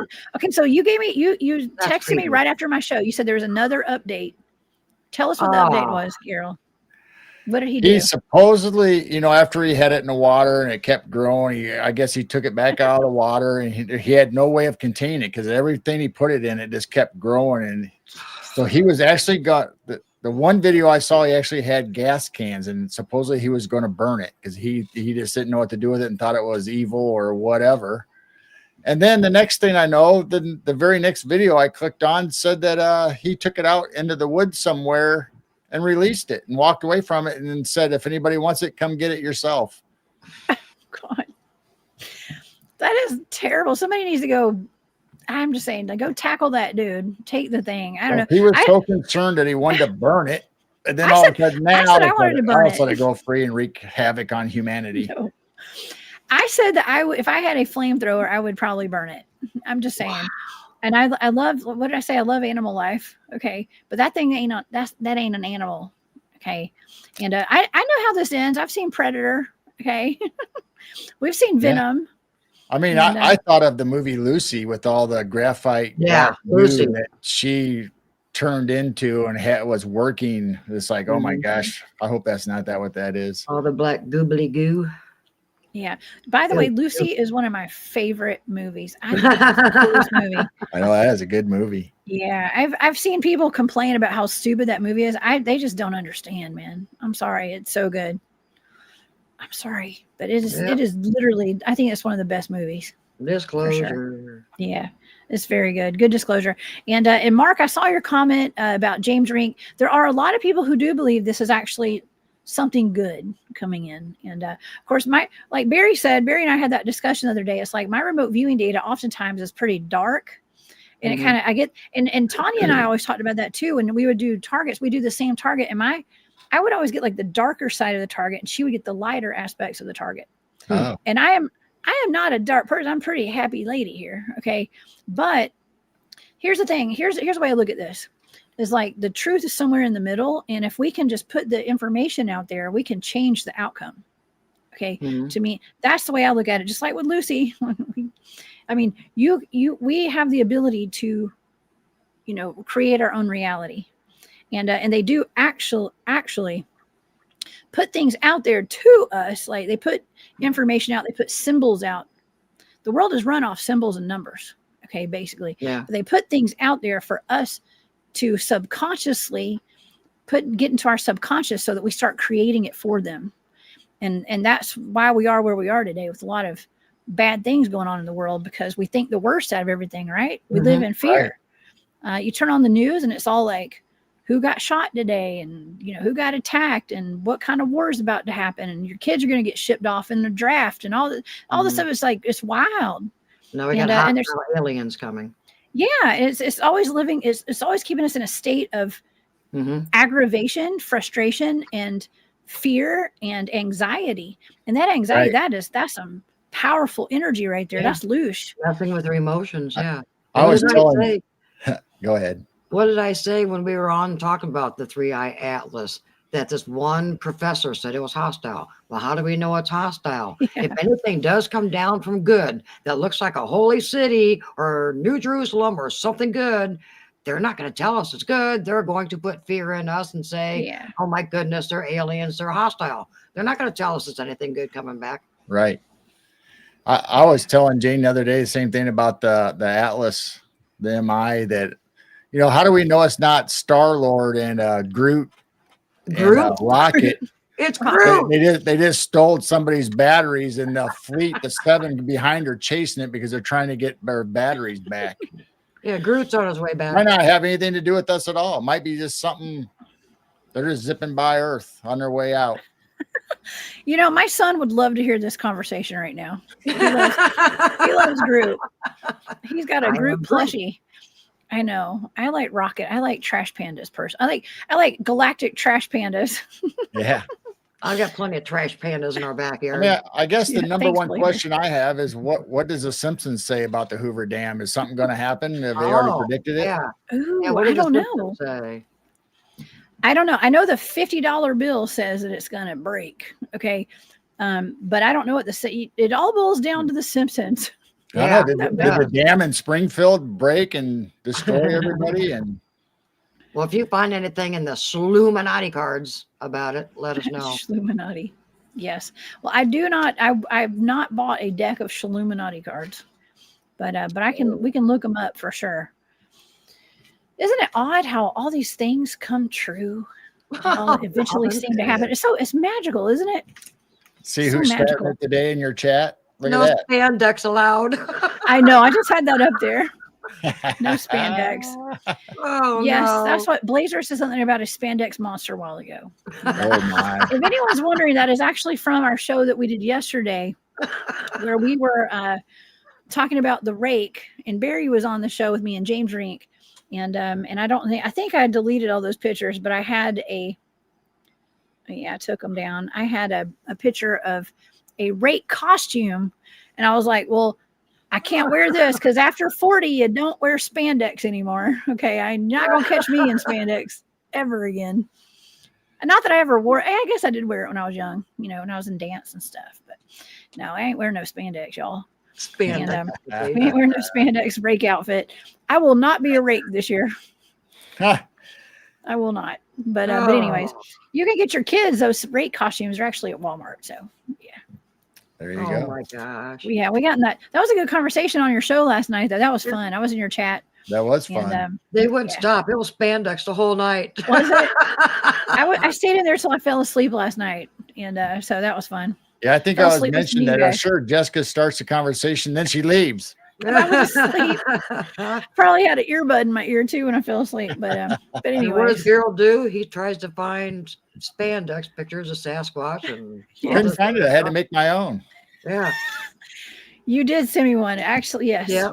Sent it to Robin, and then she posted it on Facebook. Yes. Yeah, you can't say we don't have fun, y'all. We do have a good time. Oh, you gotta have fun. You gotta laugh. You can't live in fear and be worried and stuff. Enjoy life as much as you can and laugh as much as you can. Yes. Thank you, spandex.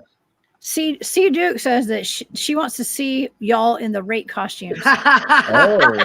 I want to see her in a rake costume. Okay. Maybe we can get a rake costume and one of those dinosaur costumes and have them fight it out.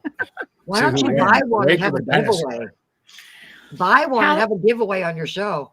Oh my gosh, we could. I could. Well, I mean, actually, the demographics for my show are mostly people over 40, just so you know. Okay, so I don't think anybody's gonna want one. I wouldn't do that to my audience, Jane. Okay? You got elder people, so they can just put the rake costume on, go for a stroll in the mall as a rake. I was going to put your show out asking you if you had your spandex on, but I changed my mind. That's probably how we got the floor of the aliens. There's probably somebody in one of those rake costumes doing a walk in the mall. Can I just take a rake on my chest? Firewater says spandex is a privilege and not a birthright. That is very true. Somebody said that in the chat last night too. Oh my goodness. Yeah. So I don't know. And if you guys hear a dog, it's not Jessica's dog, by the way. It's ours. Yeah, it's our dog. Usually Freya whining and stuff. No, it's our dog. Yes. I think the cats torment her.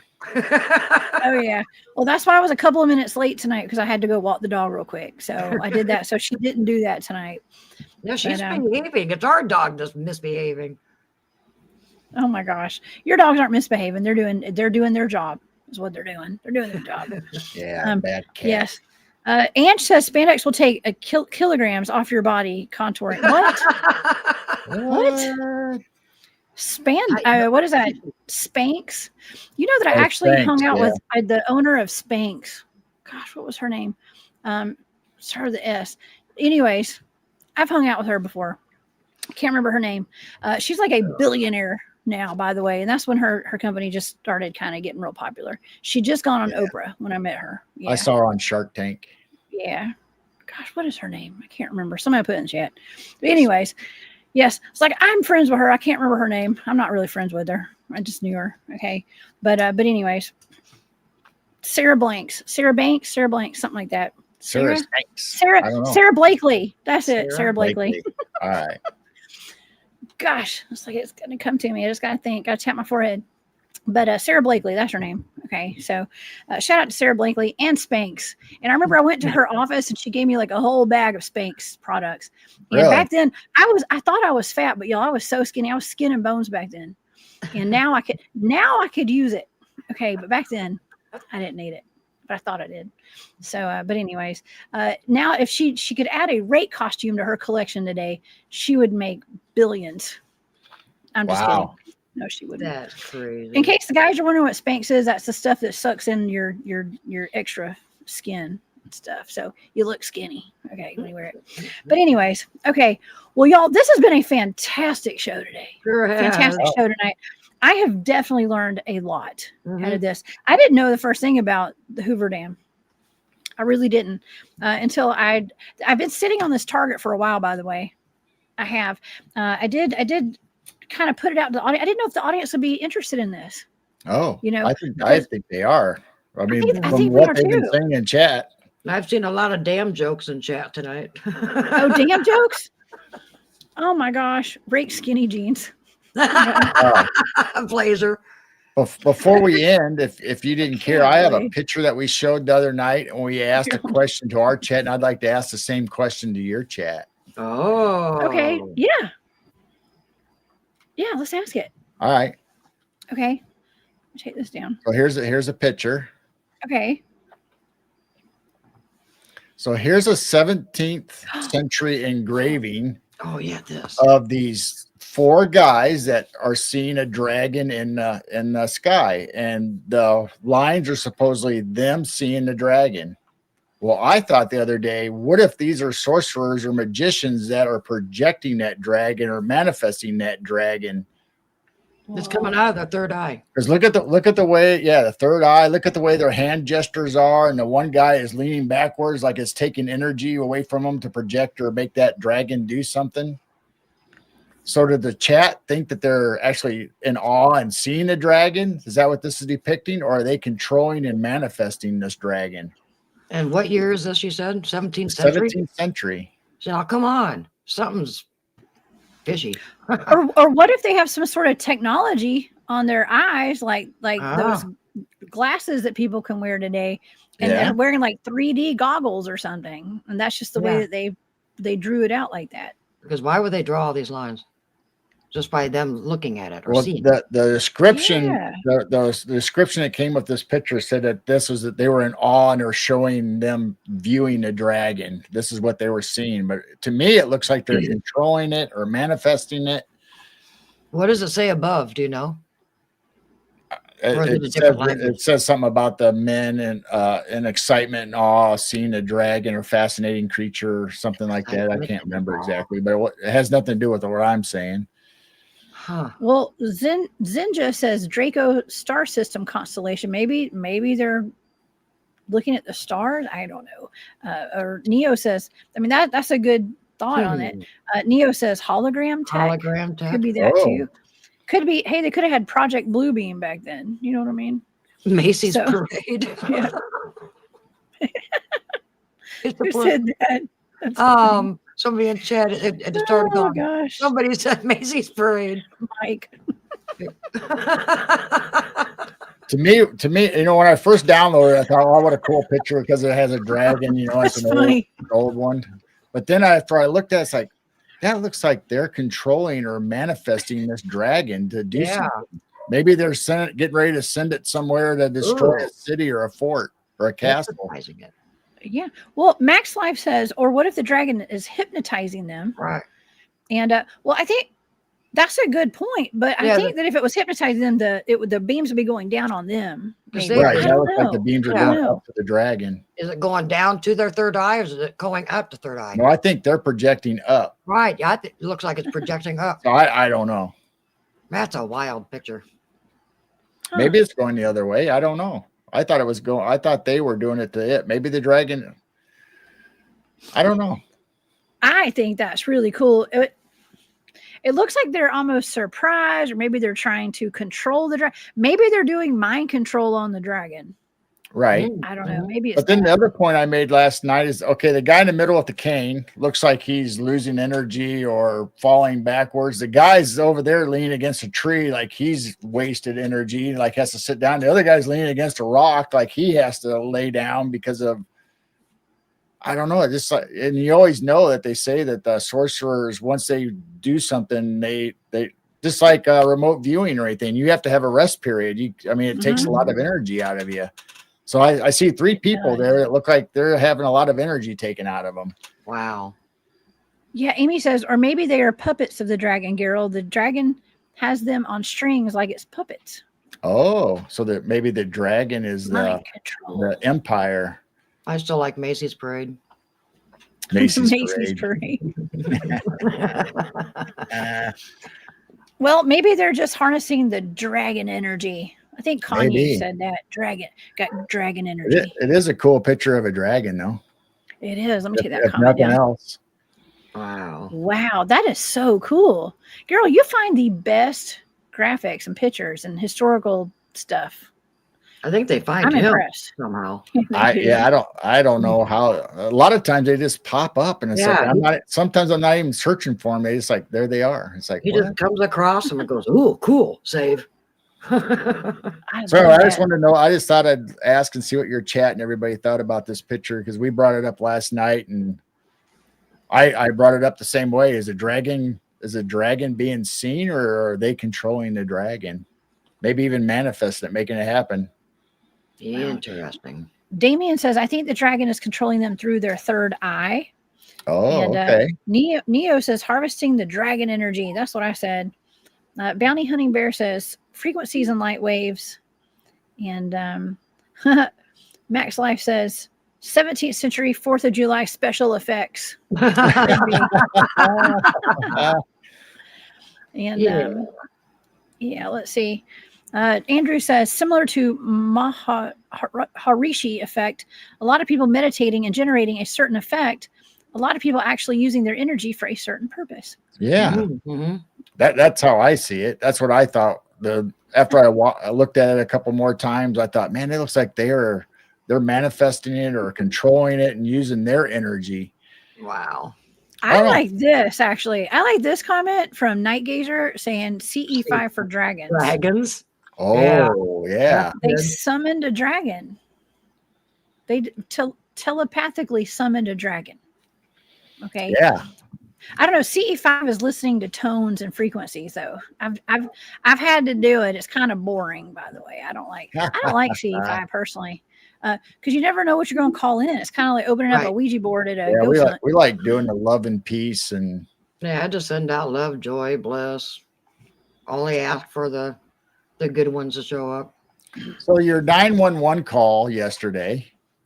Yes. Me and Jane were talking about it, and I don't know if I put it in your chat or not, but did the pale crawler use an apparition as bait to get that guy to slow down, or was the apparition just happened to be on the bridge and the pale crawler showed up, or did the pale crawler was the apparition and then jumped into his truck and shapeshifted into it? Yeah, that's kind of the way I was thinking it might have been. I was thinking maybe it projected onto the driver of that truck as a ghost. Okay. Just like when I was a little kid and I used to wake up and there'd be dead people sitting around my bed, like Victorian era humans. They didn't have blood all over them and stuff. They looked just like normal humans in a different era's clothing. But then later in life, I was seeing aliens doing the same thing by my bed. And I thought, well, maybe they were just projecting into my mind that they were, you know, ghosts. So that's kind of where what I was thinking when I was listening to that recording. I was like, well, maybe it was a projection of like a spirit, and then it turned into the rake or whatever. Because later on, while you guys were talking, I was sitting there thinking, okay, there's a Revolutionary War battlefield there. Maybe that pale crawler was able to control or bring an apparition out, knowing that truck will slow down, and then he was able to jump into the back of the truck after he was controlling that apparition or making the apparition appear. I don't know. That's how it lures its victims to make them stop. You know, you think somebody's in trouble on the side of the road. So I just wonder if you see a Civil War ghost or something, don't stop and get out, because it might be a pale crawler Oh control it, no. or it is In bad. spandex. You know, in spandex. Oh, Well, you know, they were, well, maybe the pale crawler thing was using the spirit guy as bait. Right. You know, it's like I like to be Bigfoot bait when I'm out in the field sometimes. yeah, I don't mind. Yeah. Burrito. That's where all the action's at. You know, if you want to see a Bigfoot, go be bait. You might not make it out of there alive, but do it. Okay. If you want it. I'm not You saying have anybody fun. should do it. But if you want to get a Bigfoot experience, you got to put yourself in a weird predicament sometimes. Okay. right. So, yeah, I think that could be it, or it maybe just that the soldier that he saw was just always there as a residual haunt, and Right. that pale crawler was like just in the Hey, area. You know, I'm it could gonna, have just I'm all gonna been take this coincidence. place out because I know somebody's going to slow down. Yeah, I think it's pretty cool though. There's like a report of 2 different entities in that one 911 call, basically. Right. Yeah, And he wasn't acting. You can hear it in his voice. that's not a human. Why? It's not human. It's not human. Yeah. My favorite part about that was where you could hear his engine rev and then he slams on his brakes. Yeah, And the because you thing hear goes that flying thump, over like his cab. you hear that thump on the hood or whatever. Yeah. I just love that recording. I love it. I've played it twice on my show already. So I wonder. Yeah. I wonder if he ever told anybody. Did he ever see the soldier anymore after the pale crawler jumped into his bed? Or I mean, obviously you're going to be paying attention more to the pale crawler trying to kill you. But Right. But if I wonder if he saw it transform or. well, there's a full interview, and I watched most of it over on CarolinaCaseFiles.com, I believe. And it's got a full interview. Now, he didn't show his face; he showed the back of his head. So they had the camera behind him while he was talking to the interviewer. But yeah, he was like chain smoking while he was talking. Like he was a nervous wreck. He was a total nervous wreck talking about it. Yeah. I mean, I'm not going to say he's a nervous wreck. He seemed to be to me. Okay. But he may not have been. He may have just been normal. But to me, he was smoking a lot. You could tell that it had very much upset him. Wow. Yeah. I think it would upset anybody if you had this strange pale crawler thing jumping in the back of your bed. And then what it was on top of this truck after that, right? Yes. Right. Yeah. Wow. Yeah. Yeah. That'd scare anybody. It would. Well, he said that when he turned on the light, there was the cab that was facing back into the bed of his truck. He said that it looked like a human with its skin stretched back real tight on his face. It's like a humanoid face. I don't think it had eyes or it had black eyes or something. Wow. Yeah. Wow. Yeah, man. I don't know. That's like the alien. That's like the alien with the human skin suit stretching it out to make his face look better. On Men in Black. Yes. Spandex. Well, what the little grays are. They must be little things in spandex also. I know. Well, they actually do wear suits and stuff. Yeah. Yeah. So yeah. Yeah. Oh yeah. All right. Well, I guess for Halloween, before Halloween, maybe we'll give away a rake spandex outfit. We gotta go buy one to one lucky viewer. That would be hilarious. But if you win it, you have to wear it and you have to send us pictures. I think you ought to get enough donations, ask for donations, and then make Ben wear it on live if you get enough money. No, Ben would wear it for free any day now, as long as I buy it for him. Let Ben be the guinea pig. Yes. Yeah.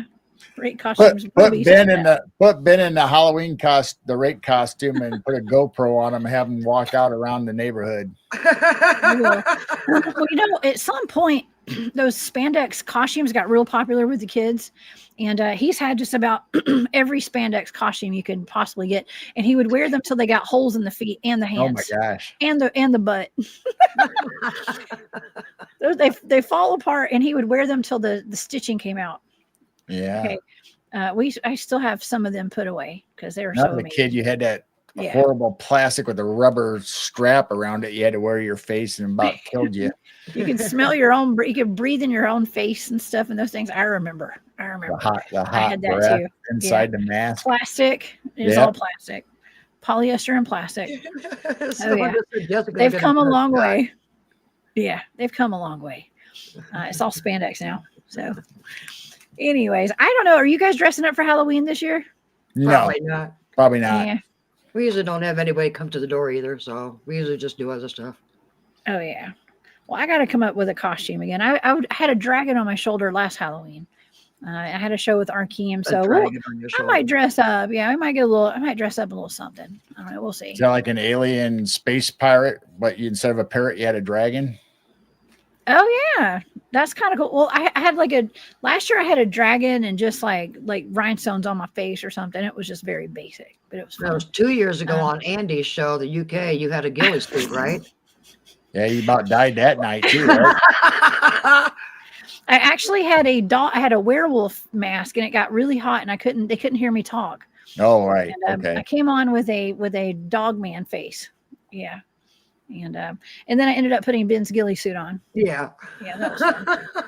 So, but anyways, yeah, we'll come up with something clever. I think Halloween's on a Friday. I don't have a show on a Friday, but I do have them on Thursday nights. And and so, yes, I will not be wearing spandex. Okay. Robin will be. Yes, Robin will be. I expect my clients to be wearing spandex. Okay. Maybe you can get some foam and black trash bags and turn yourself into that black blue thing. I'm going to show up as 3-Eye Atlas this Halloween. 3-Eye Atlas. It's going to be a rock. Space poo. I know. The space turd. Your space turd. That's what everybody was calling it that night. The space turd. Oh, man. Gosh, y'all. This has been a really great show tonight. I want to thank you guys so much for being here. Gerald and Jane, y'all are the best. That was... You're welcome. We had a lot of fun and a lot of interesting stuff we talked about. It's been fantastic. I love when we can just talk off the top of our heads and come up with new ideas or things we think it might be. Not that we know, but just, what if? And thank you, chat. You just make the night and help us laugh, and you give us more information, and amazing chat. Yeah, he did. You guys are awesome. And all of the moderators here tonight, thank y'all so much for being here. And also, I also want to thank, like I said, Long Island Bigfoot earlier for being a member for 17 months, and Larry Sharp and Amy and Cryptid. I forgot to say hello to Cryptid Search Investigations, CSI. That's Mark. Thank you for being here, Mark, and for being a member of the Hunt Club tonight. That's so sweet. And Walter, thank you too. And Jennifer Patterson, thank you so much for those super stickers tonight. And man, do you guys have any final thoughts on the Hoover Dam, from the data to what we went over today to the future of maybe the dam? What do y'all think? Jane, you want to go? Site. Huh? I just said it was a damn site. I don't know. No.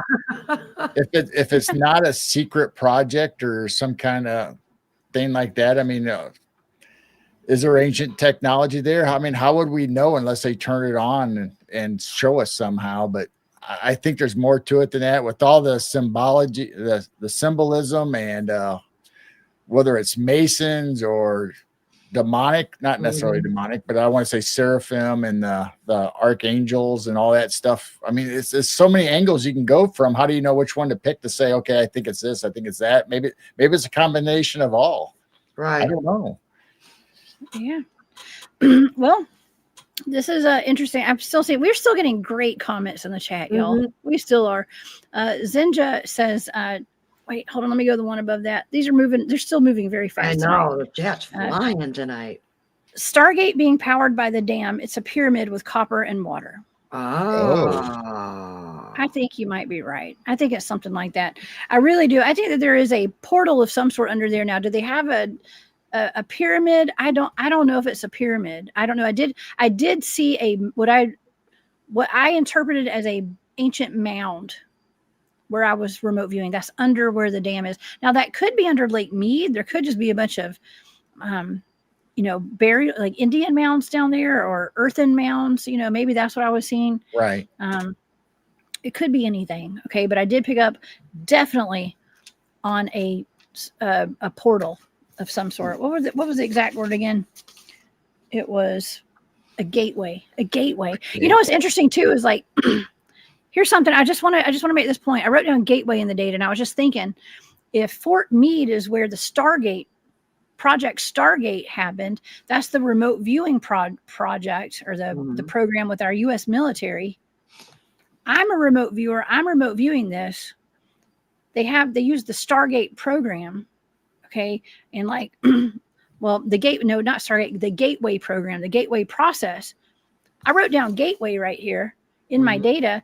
That's like if you go to the Monroe Institute to learn remote viewing. I mean, I had to do the whole gateway process, like the whole gateway program, to learn remote viewing. That was one of the how do you say that? Prerequisites. I can't Prerequisite, talk yeah. tonight.